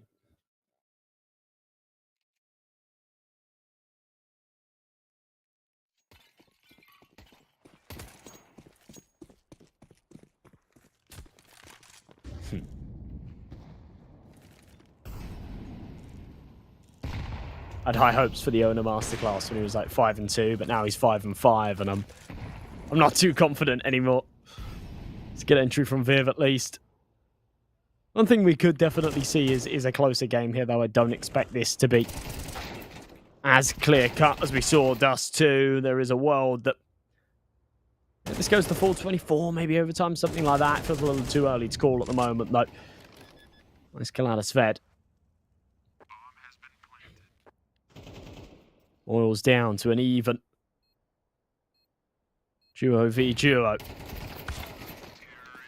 The fake reality's friend's been wiped out of the server, and he shortly follows. 6-3 Cubix. It's another really, really good round. The big concern is that Warrow's just fallen asleep a little bit here in this map. He went from being unbelievable, more so in the first half of Dust 2 than anything else. Remember, he finished the first half 19 kills. I think it was 19-6 or something like that. It was absolutely nuts. Then didn't do a whole lot more after that. He, finished the game, with 25, something like that. 25-16 or 17, something along those lines.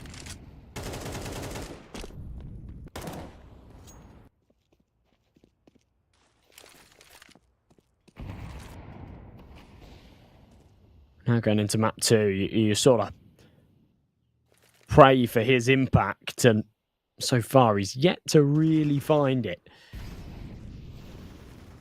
He's hitting ridiculous shots with that scout, with that AWP. Can't seem to convert here. Trippy instead is the one doing the heavy lifting. He's 13-4. And round after round, he's finding these entries. Sved just spamming away on short. It's disjointed again from the Adventurers' defense. And to be perfectly honest, I really don't think it does them many favors that they have to start on their CT side here. Well, in fact, they don't have to. It's their opponent's pick, so they could have opted for the T side. But, inherently, you go for the CT start here on Mirage. They just don't feel like a very good CT team. They're a mix. They're a mix with a lot of firepower. They're a mix with a lot of talented individuals. Their T side on Dust 2 was pretty decent. Their CT side was pretty crap.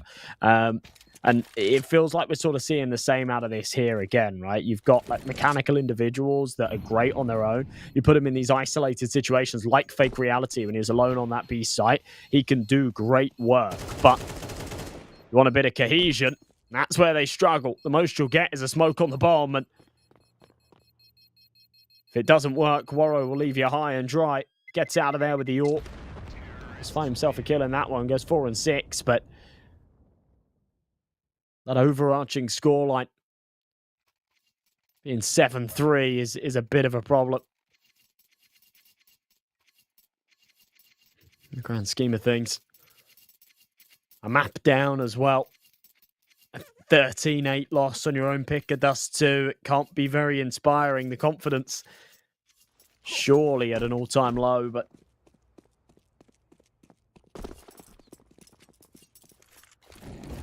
we'll see. Maybe they can dig deep, find something special. Buy is out again around that saved AWP. The loss bonus is there as well. Gem walking through the smoke. Oh, that was bold. One that doesn't work out. Final couple of rounds of the half here. They've got to try and convert something, but again, a two-man advantage, and it just whittles so quickly. Go from a 5v3 to a 2-on-1 in Cubix's favour. It doesn't last long. Fake Reality flies out and denies the plant. It's a bit of a bold plant spot, all things considered, but either way, now we're at a standoff. AK versus MP9 at close range. You know, it feels like a bit of a fair contest, but Amar has the better angle and is quicker to the trigger. Fake Reality is the one that's, I wouldn't even go as far as to say forced into it, because the bomb was down, so could have kind of toyed with that a little bit longer, but felt the need to catch a timing. Wasn't able to do so. So 8-3, Cubix keep them coming.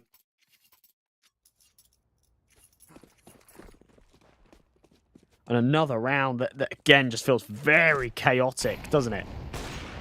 You know, they go for the mid-aggression. That's great.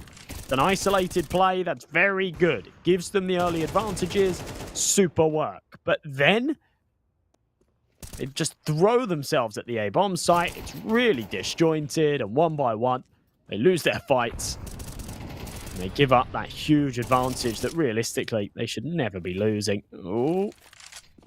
Gem's right below him.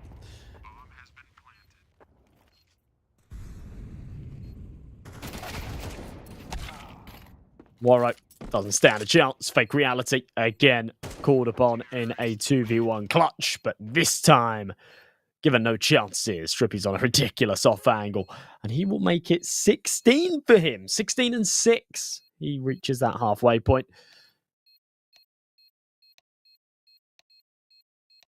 No doubt Cubix have just looked like the better team in this series, in this map.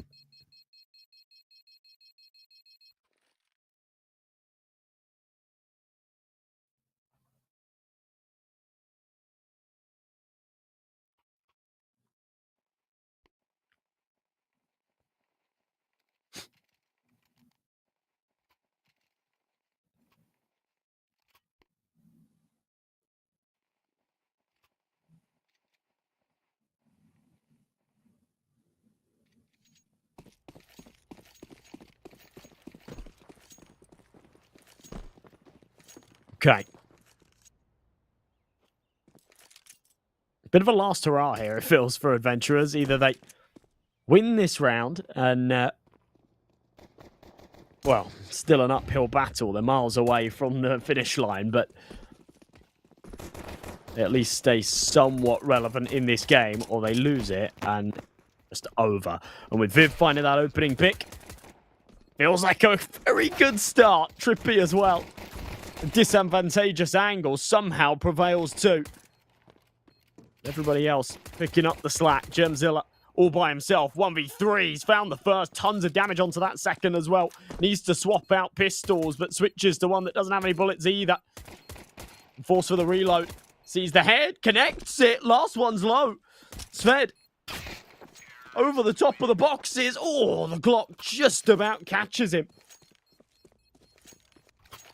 Adventurers will make it 4, but that comes close as hell. It's a very nice try to Gemzilla. And I was wrong there when I said the last one's low. It was the wrong way round. It's such a shame that the head that he does find was actually the low HP player. If the roles were reversed, I think just one bullet to the body, maybe two, would have done the trick. Cubix, I like this. Not taking any chances. Eat the eco. Bite the bullet on the finances. Let adventurers have 5. That's fine. You've still got a 4-round gap to work with.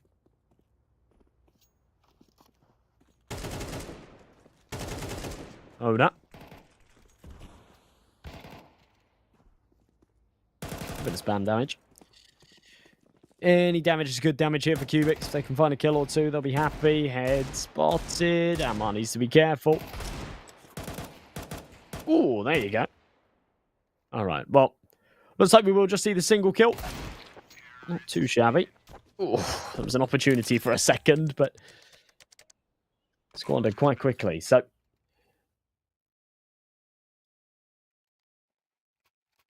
nine to 5, and the adventurers are still adventuring, looking for some discoveries, hoping that they can find a comeback.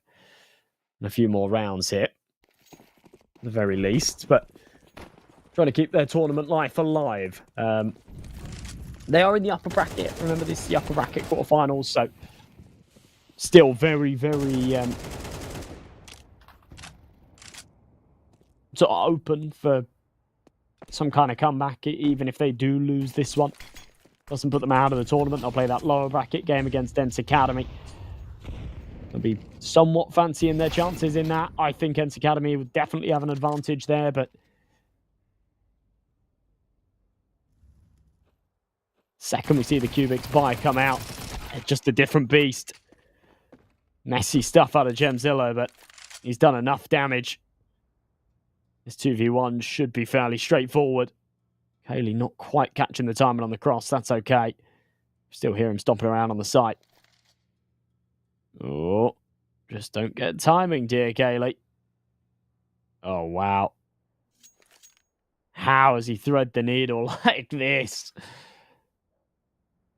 Somehow find himself a free bomb site and get a plant at the very least. Increases his equity in this round tenfold. Oh, the bomb's down. I didn't realize. I thought he had the bomb. Doesn't have the bomb. So, yeah. Why has it been left behind TV?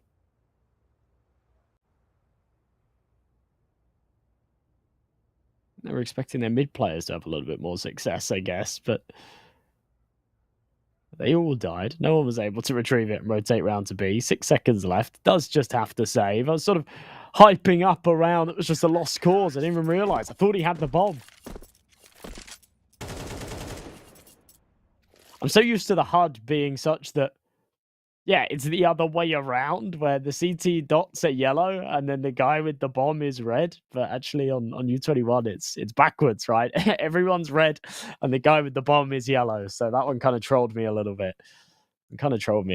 Sorry, guys. But yeah, 10-5.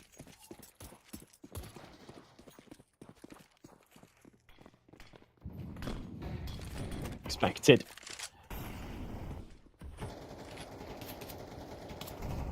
This should be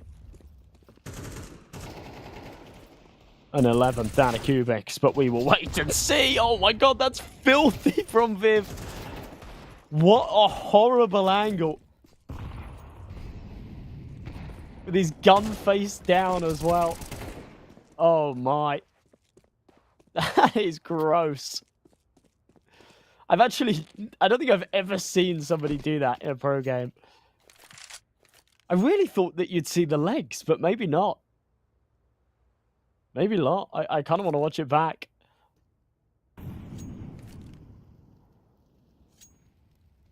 Technologia. This guy's innovating.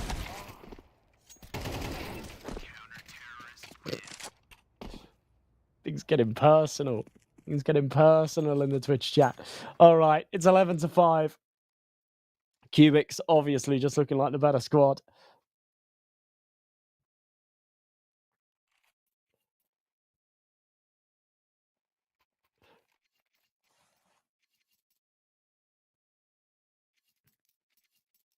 It's just going to be a bit of a last hurrah buy here, I think, out of the adventurers.